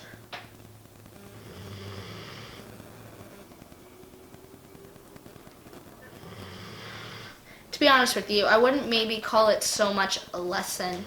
But as I said earlier in the interview, for anyone who might have missed it, this last year of working has been an absolute like game changer for me, personality-wise, wrestling-wise, and the biggest thing. It's funny if any of you have seen the trailer for the Fighting with My Family movie with the Knights. One of the quotes that The Rock said is, "Don't focus on being the next me, focus on being the first you." Yeah. And that was something that really, really stood out to me this year. Because I had a lot of doubts in myself when it came to traveling internationally, but every international experience I've had so far, I've honestly done the best that I thought that I could. So to be honest, I'd say overseas, the biggest thing that this year has taught me about being overseas is that, you know, it's okay to be yourself, and it's okay to be the first you, and that you don't have to feel like you fit in with people, because not only do you feel like you look different and you wrestle different, you know, but it's just a completely different environment altogether. So sorry if that doesn't answer your question about specifically a lesson, but it's definitely the biggest thing that I've learned this year is that, you know, going all around the world, you can be a different person, and you can be the person that you want to be, and you don't have to try to be like everybody else. You can be the first you. That's awesome. We're back to some regular questions here. Who's the best wrestler you've ever seen? Like, who's your favorite? Hate this question. I hate saying who's my favorite. I will say, Sarah Stock, when she was here, she was like one of the first women that made me go, holy shit, like she's legit, she's so good, and she made me want to really be a wrestler. She's one of the people that I just watched and was like fucking starstruck over, you know? Yeah. So Mickie James is always a huge one that stands out for me because I just have always loved her work and her character. I guess it's really hard for me to say, to be honest. I can say all day the people I love watching. Remember as a kid, Jeff Hardy was my favorite. I never thought that everyone loved Jeff Hardy, but I never thought I'd be able to do those flips, but I thought he was just mesmerizing watching him wrestle. Like it was because you're always doing crazy shit, so you're like amazing. What are your thoughts on the support the fans give you and give Maritime Wrestling in general? I think the Maritimes is one of the best support systems. I'm really grateful for all of that. I wish, the only thing I wish could be different about it is that people weren't so divided. Yeah. And I feel like that comes from a big thing of this whole line in the sand. And everyone's now drawing line in the fan. Like, there's a line between the fans. Every time you say that, I think of the Evolution theme song. Right. But seriously, though, you know, it's funny and it's sad because you see fans online being like, well, this person's better, this company's better, this company's better, this person's better. It's really unfortunate that people are being split up for people who, you know, used to just support everybody. So I wish I could go back to that. So fans, get your shit together. Mean it. Place is going to sink without you guys. You need you to stay strong, even while the wrestlers don't. It's true, because now they're going to have to like decide where they're going to go. Someone's going to lose out, right? Well, that's not everyone has that same amount, has the amount of money. It's not about who they want to support. It's the fact that they're going to. Some people will have to choose because not everybody's family afford to go to a wrestling show. Average is at $100. Yeah. And they usually get something to eat or drink or buy a T-shirt or something too. I mean, if you got kids, it's minimum wrestling shows ever come to is $50 to $60. Yeah, and easily. 9 times out of 10, it's going to be $100 a show. And what are the chances that any family can afford to do 2 different shows a month with a family of 4? I mean, that's like, you go to a WWE show and you see a mother, father, and 3 kids. That's 5 people. They all have T-shirts. They all bought the tickets. That's like a year event for them because they're spending $400 or $500 like that one night, it's crazy. 100%. If you could put one match on a DVD to show somebody what you do, what match would you choose?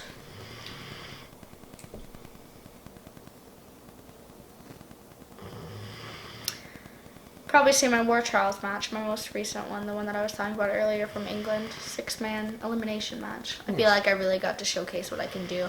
I work with a girl, I work with a guy who's like the same size as me, I work as a guy who's like a little shorter than Charlie, but a lot bigger, so I feel like Is that the one I saw, the one you sent me? Yeah. Yeah, that was good. Yeah. Who is your favorite wrestler to watch in the Maritimes right now?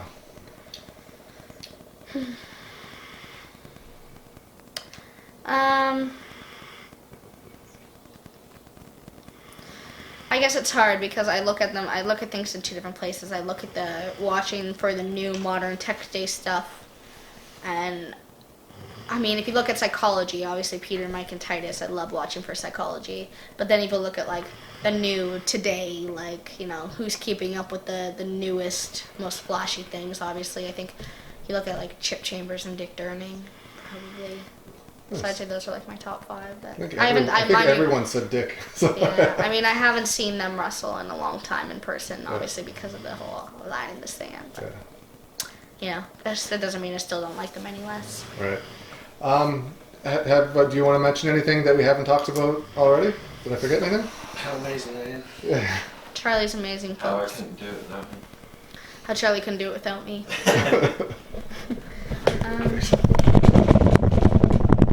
Do you like my bunny mermaid pajama bottoms? They were actually my mum's and they were giving them to Maddie, but I took them. And they're comfortable. Tremendous. Any closing comments for any friends, family members, or fans that might be watching this? I tell my family every day how grateful I am and how much I love them, especially my parents. Since I've been away, the support system's been really amazing. To be honest, my biggest thing I want to say to the fans is just, please don't make a choice. Please don't feel obligated to make a choice in what's going on in maritime wrestling, because in a sense it's really childish.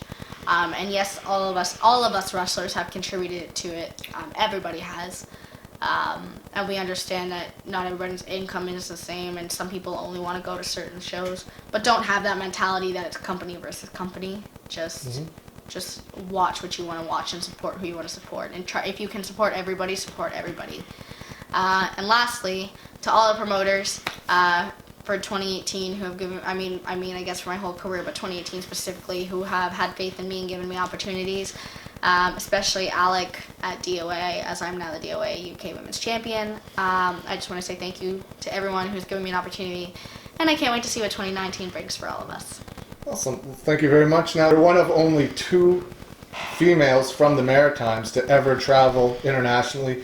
I would say you're definitely the most successful internationally traveled wrestler, female wrestler from the Maritimes ever. Right now, one of only, Brody Steele is obviously the most traveled. Then you have Mike Hughes, but there's only like 2-3 people in the Maritimes that have the international experience that you do now. You have it at age 19, and you'll have more matches and more experience in this year than most maritime wrestlers will have ever, and that's not knocking them. So keep saying I don't try, everybody. That's your drive, your passion. I remember when Gary was training Crystal and Scott. She had a tremendous. She quit, but not training, but she quit wrestling.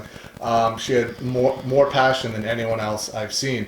And I said the same thing about, it's funny, it's all about females. I said the same thing about Sarah Stock when I met her. She had more passion and drive for the wrestling business than anyone I've ever seen. And now I tell everybody the same thing about you. If you're not the next person to make it from here, it'll blow my mind. Like, you'll definitely be watching you on TV soon. Thank you. All right, thank you very much for your time. Thank you. And thanks for doing this so quickly after getting back from England. No problem. Where can people see you wrestle next? Sorry. Oh man, so I've got my first show is February 1st at the Hubcap Comedy Festival at Moncton Lions Club. There are a couple more announcements that I can't make quite yet. And then, well, how can people follow you online to see those announcements? The biggest thing you can do is just add me as a friend, Maddison Miles on Facebook. Follow my Facebook page, Maddison Miles Pro Wrestler. You can follow my Instagram, Maddison_Miles. Don't use Twitter anymore because my Twitter got hacked. Thanks whoever did that. And yeah, that's pretty much where you can follow me. If you have any personal comments or emails, you can always reach me at madisonmiles@icloud.com. Awesome. Thank you very much for your time. Thank you.